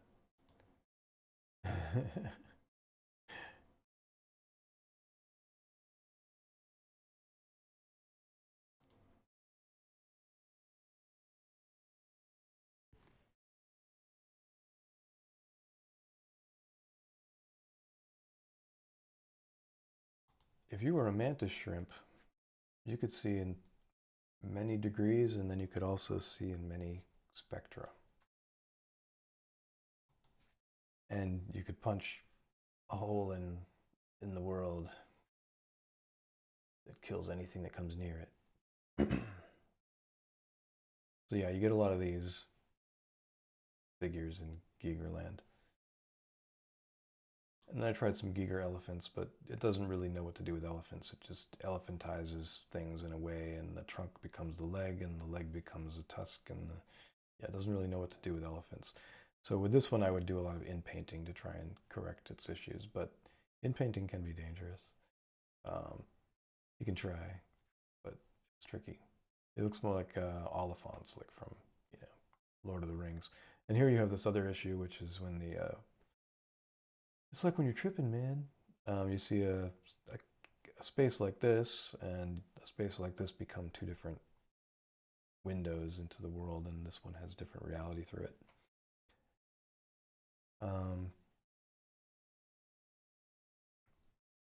Even though they're connected. So yeah, I can imagine here you'd want to fill this in or something to kind of hide that flaw. And maybe you'd get some other interesting imagery in that area. But I'll do like the way it's rendered the elephant in this like very abstract style. And its trunk and its legs, again, it doesn't know what to make. It doesn't know how to separate them.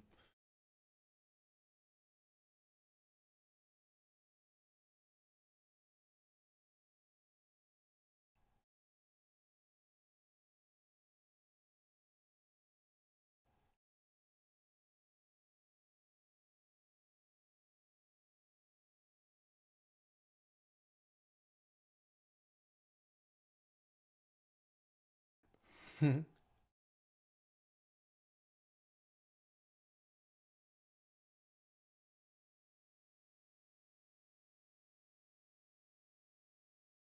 one would be good to expand on. Oh, paint on this one. This one I fixed the leg and the back is missing. I decided to fix that by in-painting. So I do actually have a more complete version of that one. This one is pretty neat. I got some mushroom buildings here. And I went for like trying to get some kind of spaceships into these, but what happens, of course, it overexpresses Giger into everything. So if you want to have an ordinary looking spaceship in a scene that has Giger elements, you have to get clever and do in-painting with different prompting and stuff. Yeah, that one came up. That's kind of an industrial design kind of image almost. It reminds me of stuff like that would have come out in Amiga days, you know, like 1990s graphics. This one has some flying things over a big old weird landscape. I really like that. The alienness of the things that it comes up with is what really is appealing, because no artist would typically just choose to make things that make no sense. They try to make things fit in some kind of sensical way, whereas the AI has a different idea about what that means. So you do get something that's akin to being alien. And this one, of course, it's actually got an arm, which is very much, and this would be very Giger-like. Like, why is there an arm? Because it looks cool. Because I painted it there. Don't be stupid. I painted it. There we go. We got this one. So yeah, enlarging these sometimes works pretty well when you double the scale and stuff. You're able to 4x scale this one. You see what happens. You get all these nice aspects of it, fog and everything. But once it's scaled, yeah, not bad. You know, things get a little more abstract, but like things like these kinds of details over here become a little weird. But yeah, overall, it kept its form really well. Gave us a nice moon. So yeah, you can get some nice results by scaling. And then if I print this, it'll come out very nice. So yeah, printing these has been fun because you just you know put them in a frame. Just put them in a frame. Why not? Put it in a frame and you're good to go. This is Zaphod Beeblebrox here having a Pangalactic Gargle Blaster in the style of Nikolay Molchanov. Not a well-known artist, but he's in there. A dude I knew in Boston is also a vegan, inspired me to go vegan. And he's still making art today, I think. I don't know if he's too charmed by what's going on, but I know I am.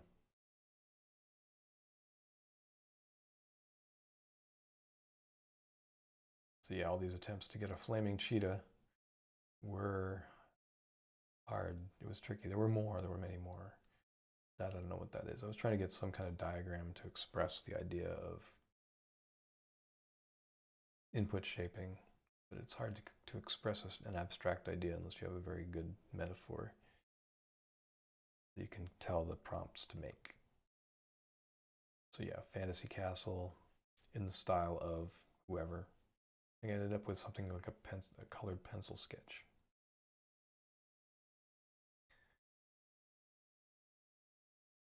Frog door. Rich Evans as Space Cop. I'm not sure who this is. Paper cut castle. That came out really nice. That was the first time. That was the first one I tried with the paper cut version of diffusion. Really beautiful stuff, though. Build on that. Build on that. But all of these, you know, if you were making games or whatever, these would be perfectly adequate for your, you know, starting images or whatever. Or, you know, there may be a revival of, you know, adventure game style things, text adventures and things. But yeah, the results speak for themselves. It's just really fun. Steampunk City.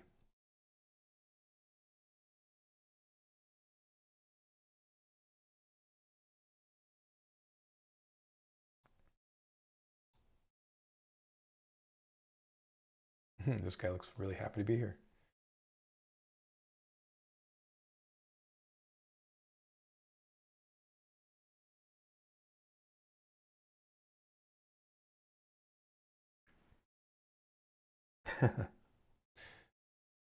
Yeah, there's the one I put the leg back in.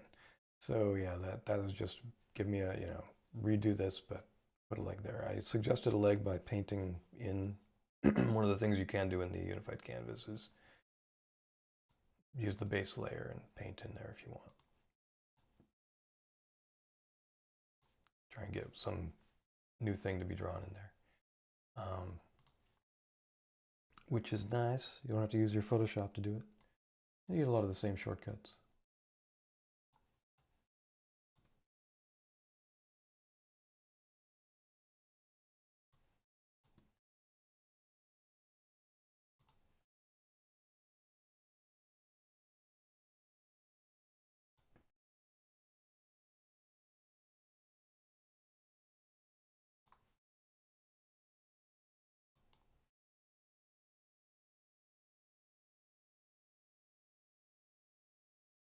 Giger alien in a mythical forest city, model made of blah, blah, blah, blah, blah. So it's mostly prompts about artists.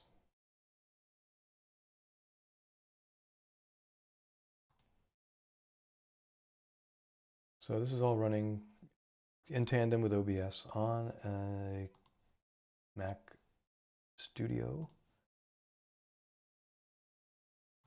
That one's nice. I like that one. Very lovely.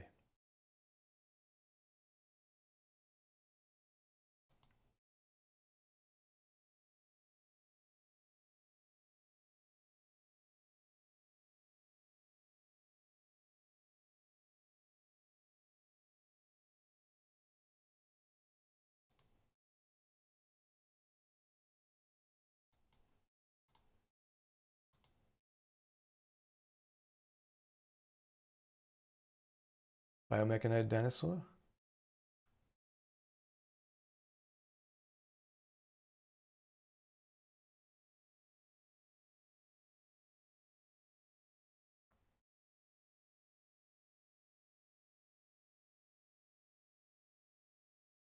Ooh, yeah, that's a neat one.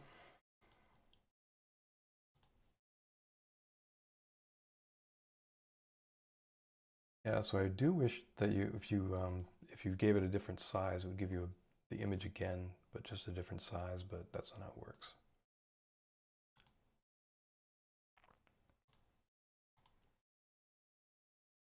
I'm sure actually there are optimizations as well that can make this faster, although it's bloody fast considering.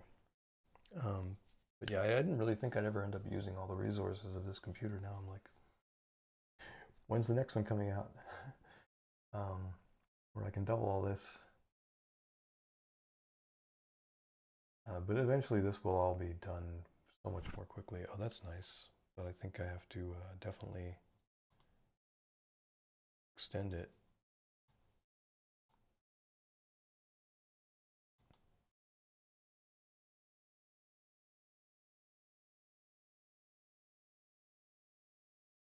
We're going to get something very strange as a result of only having a tiny bit of it in the frame. It's going to double up something. Yeah, it's doing some weird doubling. Oh, but we did get a nose, though. That's good. Oh, and something else. Yeah.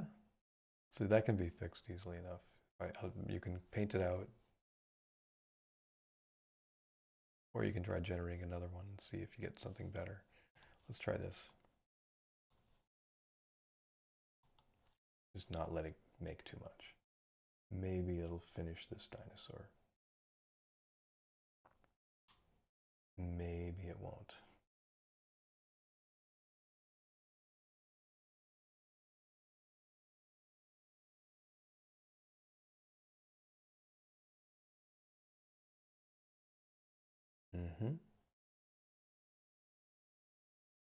Okay, that's not bad. Yeah, so one of the things you can do is use inpainting once you've got it completed.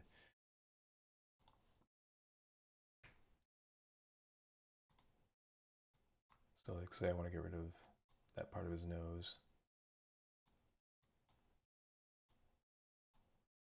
And maybe try and hide my sins here. Now I can just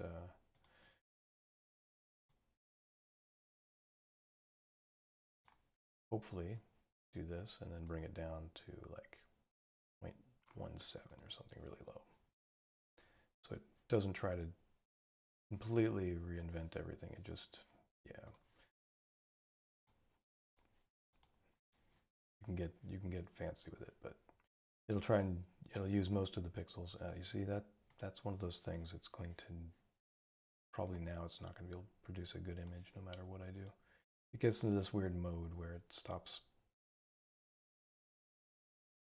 completely processing and you end up with this half-assed thing. So I'll probably have to do this.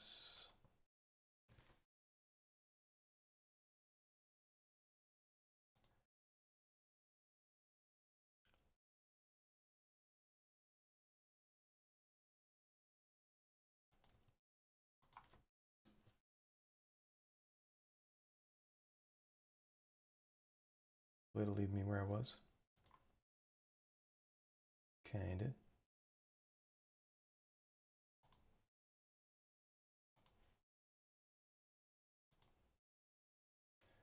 But not really. I didn't expect it to. I didn't save anything, so.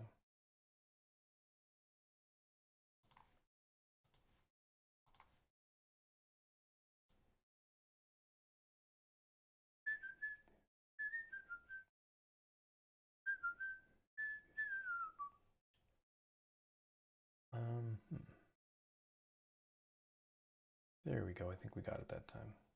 That's just fine. At least it completed our little dino. Oh, gave it a mouth too. Neat. That's a positive right there. So yeah, you can totally. That's great. That's hilarious. It's got two heads almost.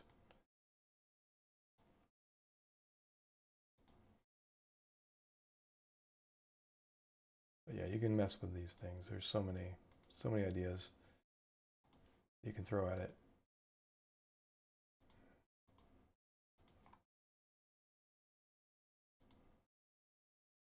Making things really wide is fun.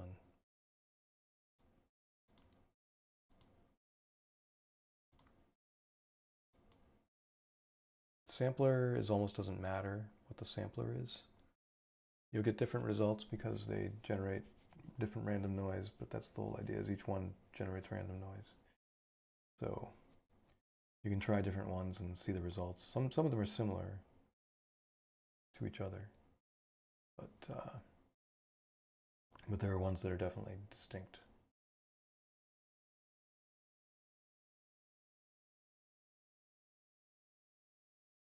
So yeah, it is funny that it gets into that state. Like, what is that even doing? Oh, that's a nice one. Wow. You can see there's some Giger Alien stuff going on in there. It doesn't really know where to put it. I think that's one of the issues. It's like, well, I see Giger Alien there, but I also see Forest City stuff. You can say fantastic. There's different words you can try and throw at it. Phantasmagoric. I don't know. Words that people might use to describe their own artwork is kind of how you want to think about it, or maybe whatever is used in the prompt in the original training. It's hard to discern because the original training people may not put the right words in. You know, is that fantastical? I don't know. Oops, I haven't been showing you anything. I'm terrible. I'm supposed to be showing you stuff, and not even. And here I am. Not. There we go. So I'll show you what I got that time. That came out pretty neat. Again, you get all these get boring after a while.